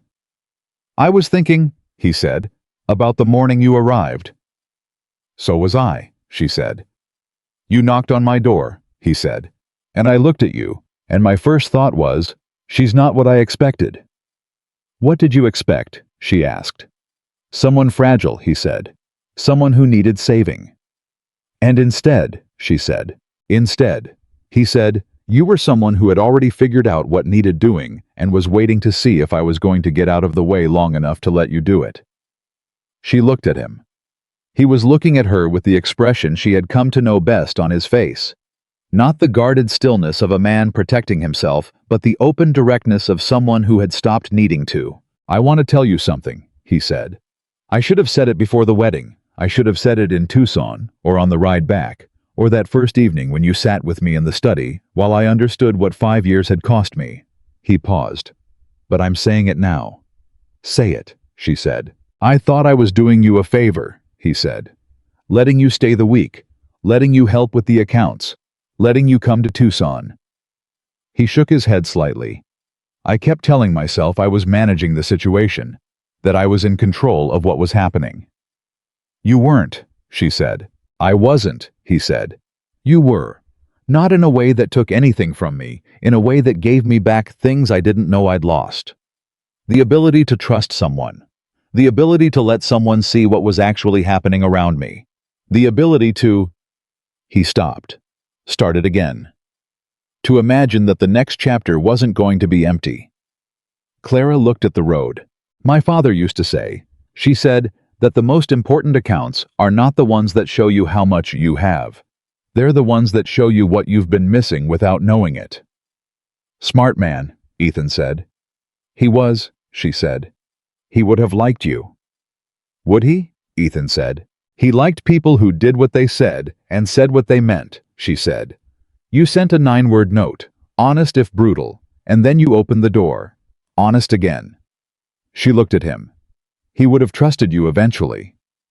"Eventually," Ethan said. "He was protective," she said, "but fair." Ethan was quiet for a moment. Then he said, "I want to put her name on the kitchen garden, Alice's. She had a plan for it that she never got to finish. I'd like to build it the way she intended and put a small marker there with her name." He looked at Clara. "I want you to know that. I'm not asking permission. I'm telling you because it's part of this house, and you are part of this house, and I don't want there to be things I don't tell you." She looked at him for a long moment. "I think that's exactly right," she said. "Show me her plan for it. I'll help build it." He looked at her. "You don't mind," he said. "Ethan," she said. "She was here first. She loved this ranch first. She loved you first. I came after, and what I found when I came after was a man shaped in part by having been loved well." She held his gaze. "I don't need her to be gone. I just need there to be room for both." He was quiet. "Then, there's room," he said. "There has been since you sat across from me the first night with a ledger and a list of numbers and told me the truth about my own house." She nodded. She turned back to the road one more time. The road that had brought her here 2 hours in July heat with a suitcase in her hand and a 9-word note tucked into her father's Bible. The road that had been the only direction available to a woman with no money and no family and nowhere to go but forward. She was glad there had been no other option. She was glad she had kept moving. Ethan put his hand over hers where it rested on the fence rail. She turned her hand over and held his.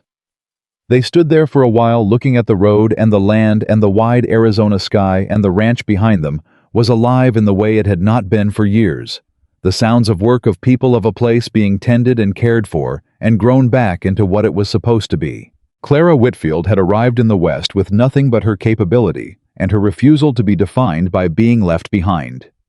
She had found a ranch that needed saving, a man who needed someone to see him clearly, and a place where every skill she had ever built in her quiet, determined life turned out to be exactly the right skill for exactly this moment.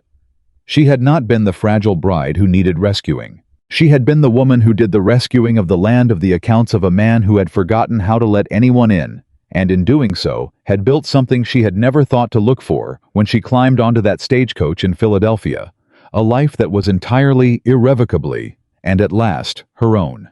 And that was not the beginning of the story. That was the story itself. Every mile of it, every ledger entry, every hard ride and difficult truth and quiet evening at a kitchen table, and it had been worth